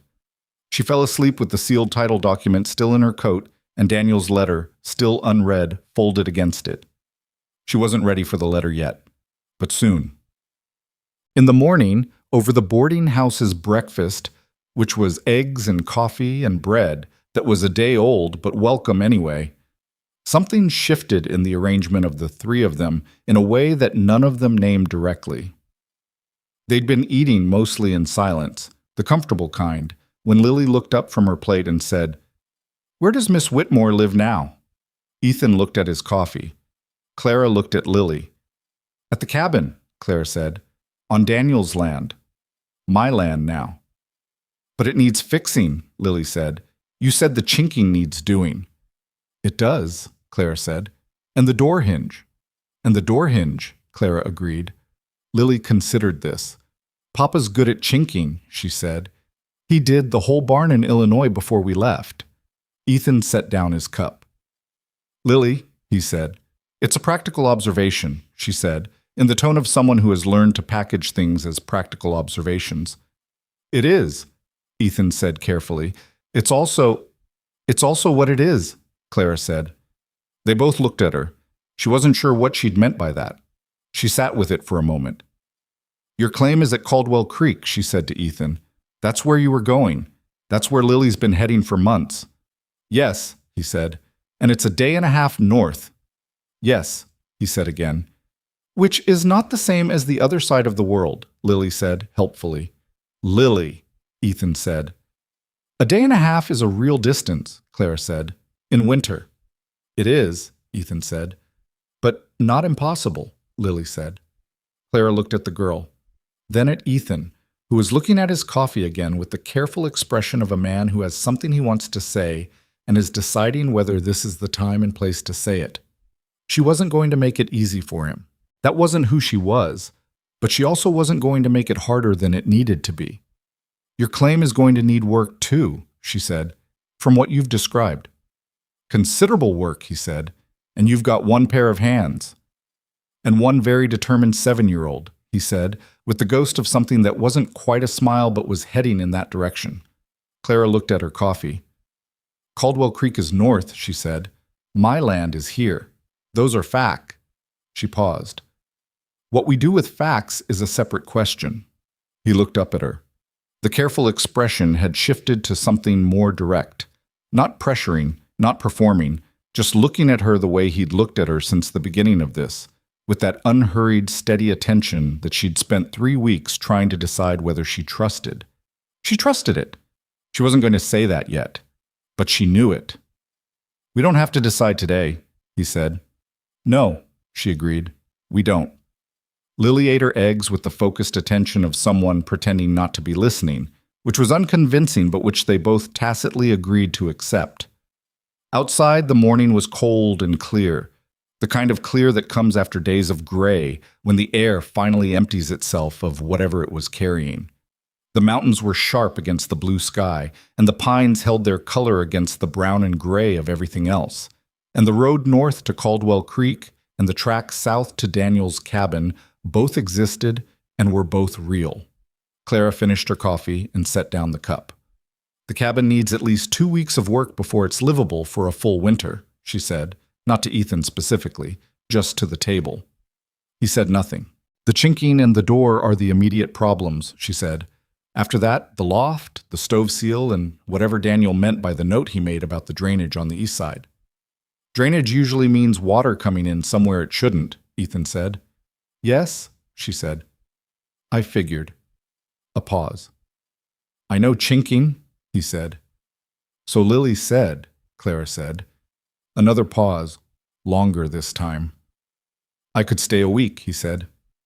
Help get the most critical work done before the hard freeze. Caldwell Creek will keep another week. She looked at him. She thought about what a week meant. What it would mean to have someone there while she opened Daniel's letter and read what her brother had written her from the edge of his life. What it would mean to fix a door hinge with someone beside her who didn't need to make everything into something it wasn't yet. A week, she said. A week, he said. Lily looked up from her eggs. Biscuit thinks that's a good idea, she said. Neither of them responded to that, but neither of them argued with it either. They drove back to the cabin that morning with the confirmed title document against Clara's chest and a week's worth of supplies from Vance Station's general store loaded in the back of Ethan's wagon. Lily sat between them on the bench because the morning was cold, and she had decided, with her characteristic absence of self-consciousness, that sitting between two adults was warmer than sitting on either side of one. Nobody argued. The track through the pines looked different in the morning light than it had the previous afternoon, when they'd come down it not knowing what was waiting, less threatening, more like what it actually was, a path to a piece of land that belonged to her, that had always been meant to belong to her, that her brother had protected with everything he had left when he didn't have much left to give. The cabin sat in its clearing the same as before, silver gray logs and a lopsided door, and the cold smell of pine and dead grass around it. But Holt's men were gone, and the strongbox was with Webb, and the title was in her coat, and those differences made the cabin look like a different building than the one she'd entered yesterday. Ethan walked the perimeter first, checking the site the way he checked everything, methodically, without narrating it.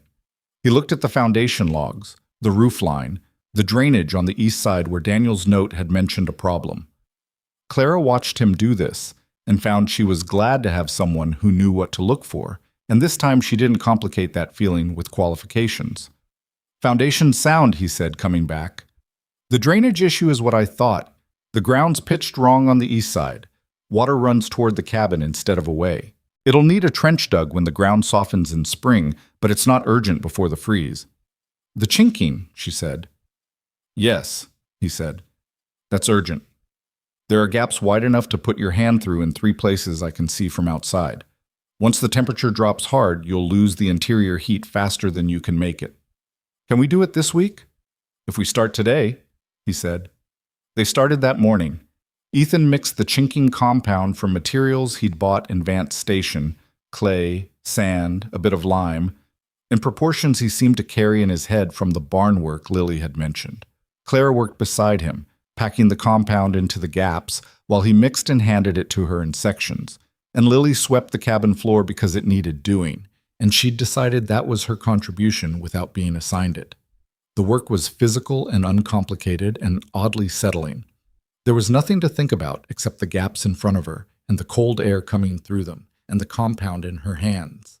After the months of calculation and urgency and fear, the simplicity of a task with a visible result felt almost luxurious. Around mid-morning, Lily came to the door of the cabin and said, "There's a letter in the strongbox." Clara looked up from the gap she was filling. "I know," she said. Lily looked at her for a moment. Then she went back inside. She read the letter at noon while Ethan took the horses to water at the creek and Lily was occupied with arrangements she'd decided to make to the interior of the cabin involving the overturned crate and a piece of rope she'd found. Clara sat on the hearthstone, the one with the curved scratch, now back in its place, and unfolded Daniel's letter. He'd written it in early autumn, a few weeks before he died. His handwriting was shakier than she remembered from his earlier letters, but still legible. Still his. The particular way he crossed his T's, the slightly lopsided E that had been there since he was 12 years old. "Clara," he wrote, "if you're reading this, you came, which I never doubted. You always came when it mattered. I'm sorry I can't be here to say this in person. The land is real and it's good. The soil on the south side will grow things if you put the work in. The creek runs clean year-round. In summer, the valley gets enough sun that you could have a proper garden, not just survival crops. I want you to know I wasn't just leaving you a deed. I was leaving you a place. The difference matters. I know things went hard with Robert and the house and all that came after. I know you stopped trusting easy, and I know I wasn't there enough when it was happening. That's one of the things I'm sorry for. I should have come sooner, but here's what I know about you that you might have forgotten. You're not someone who stops. You're not someone who has the wrong things taken and then decides that's who she is now. You went through hard things and you came out knowing more about the world than people who haven't. That's not nothing. That's actually a lot. The land can be a beginning if you let it. I hope you let it. I hope you're not alone when you get there." Your brother, Daniel. Clara sat on the hearthstone for a while after she finished reading. The fire Ethan had started that morning had burned down to a steady low heat. Outside, she could hear Lily talking to herself, which was Lily's default mode when she didn't have an audience. The wind moved through the pines with the sound that pines specifically make, different from any other tree, a kind of sustained murmur that was as close to quiet as the outdoors ever got. She folded the letter and put it back in its oilcloth. "I hope you're not alone when you get there." She hadn't been. She thought about the particular chain of things that had led to that, the broken axle, the blizzard, the bundle of medical supplies set down at the edge of her firelight by a man who didn't demand anything in return, the river crossing and the collapsed road, and 3 riders blocking a trail, and a little girl who announced that her carved horse was a good judge of character and had apparently been proven right. None of it had been what she planned. All of it had been necessary. She wasn't sure those 2 things were in conflict. When Ethan came back from the creek, she was outside splitting wood from the pile Daniel had left. Not much of it, but some, with the axe she'd found hanging inside the door. She'd been at it for 20 minutes, and she was better at it than might have been expected from someone who'd spent most of her adult life in Missouri, where wood was split by other people or bought in town. Ethan watched her make 3 cuts before he said anything. "Your grip's a little high," he said. "It's working," she said. "It's working harder than it needs to," he said. She stopped and looked at her hands on the axe handle. Then she moved them down 2 inches. The next cut was cleaner. She didn't say anything about that. Neither did he. "I read the letter," she said after the next cut. He picked up a piece of the split wood and examined the grain of it. "How was it?" "It was Daniel," she said. "Exactly what he would have said." "Is that good or bad?" "Both," she said, "The way things usually are." He nodded and stacked the wood he was holding against the cabin wall.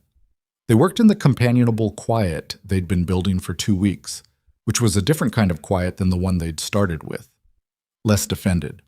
More like 2 people who had gotten past the part where they were deciding whether to trust each other and into the part where the trust was just there, ambient, not requiring maintenance.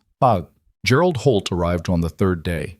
He came alone, which surprised her, and he came without the pleasant emissary tone of the men he'd sent before. He was a heavier man than she'd imagined from the description, with a red face that looked like permanent irritation rather than the weather, and he came up the track on a good horse and stopped 20 feet from the cabin with the air of a man who is doing something that has become inconvenient and intends to conclude it quickly. Clara was on the cabin roof with Ethan, working on a section of roofing that had lifted at the edge. When she heard the horse and looked down, she climbed down the ladder before Ethan did. She wanted to be on the ground and standing when this happened. Holt looked at her from the saddle. "Miss Whitmore," he said, "I want to talk business." "Webb's office is in Vance Station," she said. "That's where the business is." "Webb's already made his decision," Holt said. "I know that." He dismounted and tied his horse to a pine with the deliberate movements of a man who is controlling his temper by giving his hands something to do. "I'm not here about the deed. The deed's done. I accept that." She looked at him. Behind her she was aware of Ethan coming down the ladder, but she didn't look back. "Then what are you here about?" she said. "The land," Holt said. "I'll buy it. Fair price, above market. You take the money and go back to Missouri or wherever you want, and I take the land and we're done." She stared at him. "You're here to buy it," she said. "I'm offering to buy it," he said with the careful distinction of a man who does not like the word beg. "The price I'm prepared to offer is—" "No," she said. He stopped. "No," she said again. "This land belonged to my brother. He worked it and protected it and filed it properly and hid the deed so men like you couldn't steal it. I came 300 miles in winter to claim it, and I'm not selling it to the man who tried to take it from me." Holt looked at her for a long moment. The red in his face deepened slightly. "That's not a business decision," he said. "That's sentiment." "It's both," she said, "and the answer is still no." He looked past her at Ethan, with the automatic male instinct of a man who expects a woman's position to be negotiable through the nearest man. "You want to weigh in on this?" Holt said. "It's her land," Ethan said from behind Clara. "She gave you her answer." Holt looked at Ethan for a moment with the focused attention of a man recalibrating. Whatever he found in Ethan's expression didn't encourage further inquiry. He untied his horse. "Webb's filed a report with the territorial marshal," he said.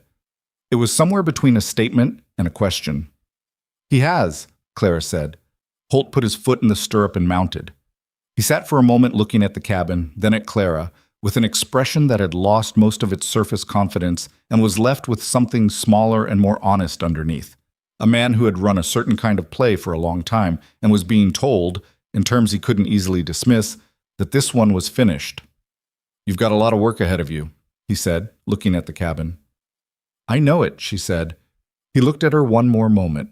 Then he turned his horse and rode back down the track without another word. Clara stood in the clearing until the sound of the horse faded. Then she turned around. Ethan was leaning against the cabin wall with his arms crossed, watching her with that expression that had less in it now of assessment and more of something else she'd gotten better at reading over the past weeks. "He's not going to try again," she said. "No," Ethan said. "He knows when something's over." "Webb's report to the marshal makes it too expensive," she said. "He'd need to fight a legitimate instrument with a fraud in front of an honest recorder and have a marshal looking over his shoulder. It's not worth it." "It's not worth it," Ethan agreed. She looked at the cabin. The roof section they'd been working on, half finished, the tools on the ladder. The chinking they'd done on the two worst walls, the gaps now filled and solid. The door she'd rehung herself the previous evening with Ethan handing her tools and not offering to do it for her, which had been exactly the right call. The work that was still ahead, the drainage trench in spring, the kitchen garden, the 1,000 small decisions that come with making a place into a home rather than a structure. She thought about what Daniel had written. A beginning, if you let it. "Ethan," she said. "Yes," he said. "When you go to Caldwell Creek," she started. "Clara," he said. She stopped. He pushed off from the wall and came to stand in front of her, close enough that she had to look up slightly to meet his eyes, which she was aware of in a way she was choosing not to overthink. "Let me say something," he said. She waited. "I've been thinking about the distance between your land and my claim for about a week," he said. "And I've been thinking about Lily, who has formed opinions about the situation that she hasn't been shy about sharing with me privately." He paused. "And I've been thinking about what it cost you to let anyone travel with you in the first place and what it means that you did." She kept her eyes on his. "I'm not asking you to decide anything right now," he said. "I'm asking you to know that I thought about it, that I'm not going to disappear up to Caldwell Creek and send a letter once a year." He paused again. "That's what I wanted to say." She stood with that for a moment, the cold air, the pines, the half-finished roof above them. "A day and a half is not the other side of the world," she said. Something shifted in his face, the almost smile, the one that changed the whole geography. "No," he said, "it isn't." "The drainage trench can't be dug until spring," she said. "And by spring, if Caldwell Creek needs work, it'll be better with 2 sets of hands than 1. He looked at her. "Is that practical reasoning?" he asked. "Or something else?" She met his eyes squarely. "Both," she said. "The way things usually are." He was quiet for a moment. "All right," he said. Not a declaration, not a promise weighted with more than either of them could keep yet. Just the same word he'd used the first day, on the road outside Heller's, when she'd told him she knew about her Axel and didn't need his opinion. The word that meant, "I hear you, and I'm here, and we can figure out the rest as it comes." She'd known that word was important the first time she heard it. She hadn't been ready to say so. "Get back on the roof," she said. "That section's not going to fix itself." He went back to the ladder. She followed him up.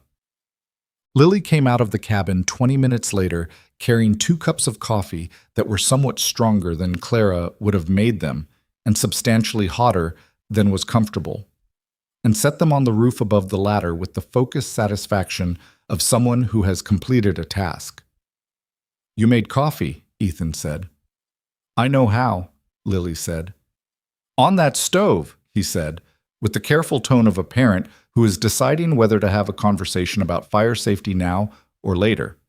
"I was careful," Lily said, "and nothing burned." He looked at Clara. Clara tried the coffee. It was nearly strong enough to stand a spoon in, but it was hot and real, and she had just faced down Gerald Holt and was sitting on the roof of her brother's cabin in the clean, cold air, and it tasted fine. "It's good," she told Lily. Lily beamed with complete, undiluted pride. She went back inside. They could hear her moving around, continuing whatever arrangements she'd been making to the interior. She had strong feelings about where things should go, and she'd been acting on them steadily since they arrived, and the result was that the interior of the cabin already felt less like an abandoned space and more like somewhere someone lived. Clara hadn't said anything about this. She'd noticed it, and found she didn't want to say anything about it. They worked through the afternoon and finished the roof section before dark. When they came down the ladder, Lily had made a meal of the supplies from Vance Station. Not complicated, just beans and salt pork and biscuits that were lopsided but cooked through, and set 3 places at the crate that she'd converted into a table, with the rope she'd found doing service as a kind of improvised runner down the center of it. The 3 of them ate in the cabin, which was warm now from the stove and from the chinking that was holding, and the wind outside the newly solid walls was just wind rather than the cold threat it had been every night on the road. Lily told them about a bird she'd seen from the cabin window that afternoon, large and dark, and sitting in the pine at the edge of the clearing with what she described as an attitude. She had strong opinions about the bird's personality, which she delivered at length. Ethan asked questions about the bird that suggested he was genuinely curious rather than performing interest, and Clara watched the 2 of them across the improvised table and felt something she recognized as belonging, which was an uncomfortable feeling to have about something she hadn't planned for. Uncomfortable, but not unwelcome. After dinner, after Lily was asleep in the loft, she'd claimed the loft on arrival with the confidence of a person selecting a room in a home they intend to occupy. Clara and Ethan sat by the stove with the end of the coffee and the quiet that the 3 of them had learned to share without needing to fill. "She's going to want the loft permanently," Clara said, looking up at the boards above them. "She's already named it," Ethan said. "What did she name it?" "The Crow's Nest," he said. "Because of the bird." Clara looked at the ceiling. "The Crow's Nest," she said. "She said the bird was a crow," he said. "I think it was a raven, but I've found it's better not to correct her on naming things." Clara almost laughed. It didn't quite become a laugh, but it was close, and the sound of it, partial as it was, surprised her. Ethan looked at her sideways with the expression he had when she did something unexpected. "What?" she said. "Nothing," he said. "I just haven't heard that sound before." She looked at him. "You're going to have to leave the day after tomorrow," she said, "if you're going to make Caldwell Creek before the next weather system." "I know," he said. "The claim needs establishing before hard winter." "I know that too," he said. "I'll be all right here," she said.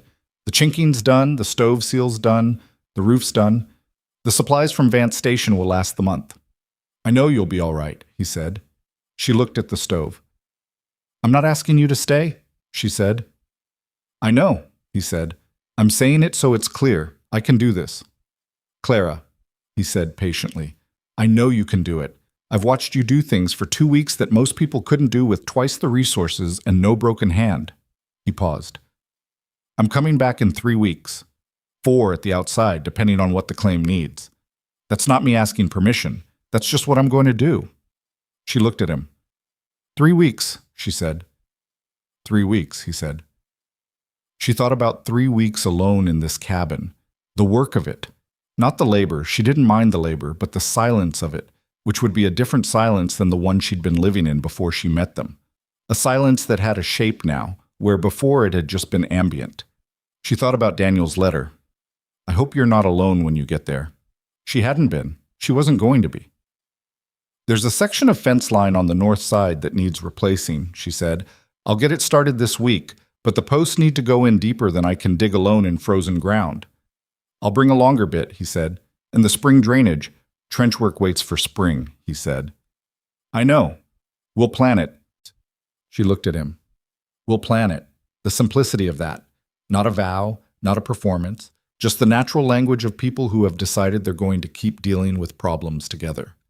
She'd been so afraid of that word for so long, because of what it had meant before, how it had been used as a container for things that turned out not to be there.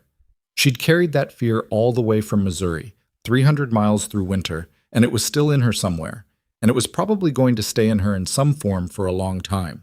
But fear and decision were not the same thing. She'd known that in practice for years. She was only now applying it here. 3 weeks, she said again. 3 weeks, he confirmed. She set down her cup and stood up. "Get some sleep. You've got a long drive ahead." She climbed up to the loft. There was room for 2 up there, Lily taking one side with the thoroughness of a person who had decided it was home, and lay down beside the sleeping child and listen to the stove and the pines and the particular silence of a place that was hers. Hers. The word still felt new in her mouth, like a door she'd been standing outside of for a long time that had finally been opened, not by someone else unlocking it, but by her finding the key that had been in her pocket all along. They left 2 mornings later, as the sun was just clearing the eastern ridge and the clearing was silver with frost. Lily said goodbye to the cabin before she said goodbye to Clara, which was very Lily. Acknowledging the place before the person, giving both their proper weight. She patted the door frame with the flat of her hand and said, "See you in 3 weeks," to the building, then turned to Clara and hugged her with the full-body commitment that small children bring to physical affection, arms tight around Clara's waist and face pressed against her coat. Clara put her hand on the back of the girl's head and held her for a moment. "The crow's nest will be here when you come back," she said. Lily pulled back and looked up at her. "I know," she said, with total confidence. "I left Biscuit." Clara looked at her. "Lily." "She likes it here," Lily said firmly. "She can watch the cabin while we're gone." The carved horse was on the windowsill, she realized. Lily had put it there at some point in the past 2 days, and she hadn't noticed, or had noticed and hadn't registered what it meant. She looked at the little girl's face, the direct dark eyes, so like her father's, and the round soft face that was entirely her own. "Biscuit will take good care of it," Clara said. Lily nodded, satisfied, and went to the wagon. Ethan was waiting beside it. He'd already hitched the horses and loaded the wagon, and he was looking at the cabin with the expression of a person making a memory rather than just seeing a thing. "The fence posts," he said. "Don't try to set them deep in frozen ground alone." "I know," she said, "and if you need anything from Vance Station—" "Ethan." He stopped. "I know," she said. "I know all of it." She paused. 3 weeks. He looked at her. 3 weeks, he said.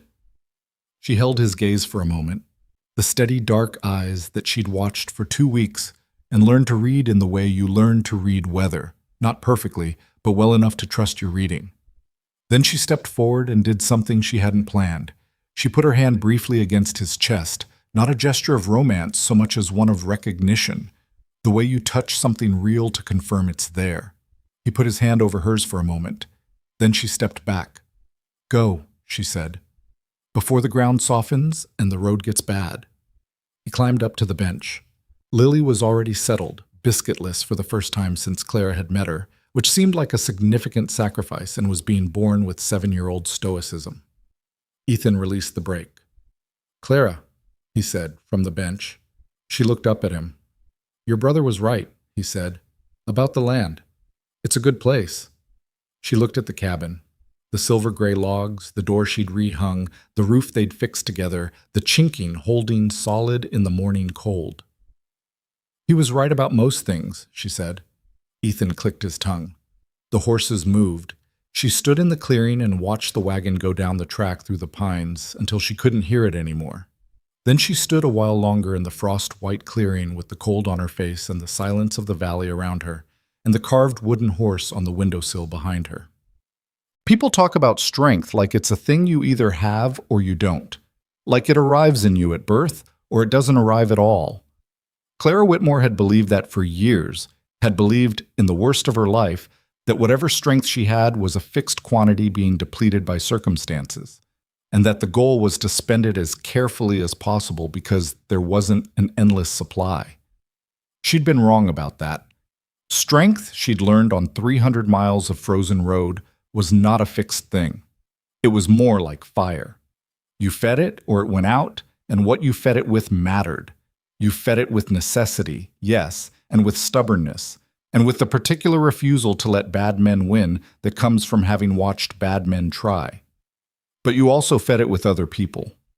With a man who set supplies at the edge of your firelight and walked away. With a little girl who said Biscuit likes you with the complete seriousness of a final judgment. With a recorder who checked his paperwork because it was right to check it. With a brother who buried a deed in a hearthstone and drew you a map in the margin of a letter. She'd been so afraid that needing people was the same thing as weakness. She'd been so careful. She'd held herself so far from anything that might fail her again. The fear hadn't disappeared. She wasn't going to pretend otherwise, even to herself. It was still there, in the background, the way certain injuries never entirely stop being injuries. They just stop stopping you. But she'd stopped confusing the fear with the truth. The truth was this. She was standing on her own land, in the cabin her brother had built and protected for her, with his letter in her coat and the confirmed title in her chest pocket, and a carved horse on the windowsill, put there by a child who trusted her enough to leave something precious behind. The truth was that she'd gotten here through her own work and her own refusal, yes, and also through the help of people who had offered it honestly, without conditions, without the hidden pricing that had made her flinch from every extended hand for years. Those two things were not in conflict. That was what she hadn't understood when she'd said, "Don't you dare help me on the road outside Dunmore Station," half collapsed, the infection burning through her hand, her wagon coming apart under her. She'd thought accepting help was a subtraction, a concession, evidence that what she'd told herself about her own strength wasn't true. She understood now that she'd had the math wrong. She went inside. The cabin was warm from the overnight fire, still holding heat the way a properly chinked cabin should. She built the fire up and put water on for coffee, and stood at the window for a moment looking at the pine where the bird, raven or crow, she was inclined toward raven, had been sitting the previous afternoon. It was not there now. It would come back. Creatures with sense came back to a good place. She sat down at the crate table with her coffee and Daniel's letter and read it again. A beginning, if you let it. She looked around the cabin, the floor she'd swept, the tools hung on the wall, the door that hung true now on its reset hinge, the wooden horse on the windowsill catching the morning light. She thought about the fence posts, the kitchen garden on the south side, the spring trench work, the things that would need doing and would get done, one by one, the way everything on the frontier got done, by showing up for it day after day, in good weather and bad, alone when you had to be and with company when you didn't. 3 weeks was not a long time. It was long enough. She pulled out the small notebook she'd carried from Missouri. She'd been using it for supply lists and distances and calculations, the practical record of the journey, and turned to a blank page. She wrote at the top, "Things to do before spring." Then she started writing. The list was long. Some of it was straightforward work. Some of it was the harder kind. The decisions that don't get made in one day or one season, that reveal themselves gradually through the living of a life rather than the planning of one. She wrote until the coffee was gone and the fire needed feeding. Then she got up and fed the fire and looked out the window at the valley, the creek line on the north boundary that she could hear, if not yet see, the pines on the eastern slope, the open southern ground where the garden would go. 160 acres of land that belonged to her. 160 acres of beginning. She put on her coat and her gloves and went outside to start the day. The frost was already starting to lift off the clearing, the sun working on it from the east ridge. The raven was back in the pine. It regarded her with the composed indifference of a creature that has no particular opinion about your plans, but is willing to observe them. "Good morning," she said to it, because she was alone and could say things like that. The raven said nothing. It watched her go to the woodpile and pick up the axe, grip right this time, 2 inches lower on the handle, and set the first piece of wood on the block. The axe came down clean. That was how it started. Not with a declaration or an arrival or a single moment of transformation, but with a woman standing in a frost-white clearing with the right grip on an axe handle, doing the next thing, and the thing after that. She split wood for an hour in the cold morning air until the pile beside the door was enough for 3 days, until her shoulders ached and her breath came hard and the frost was fully gone from the ground. Then she went inside, made more coffee, and opened her notebook to the list. She crossed off the first item. She started on the second.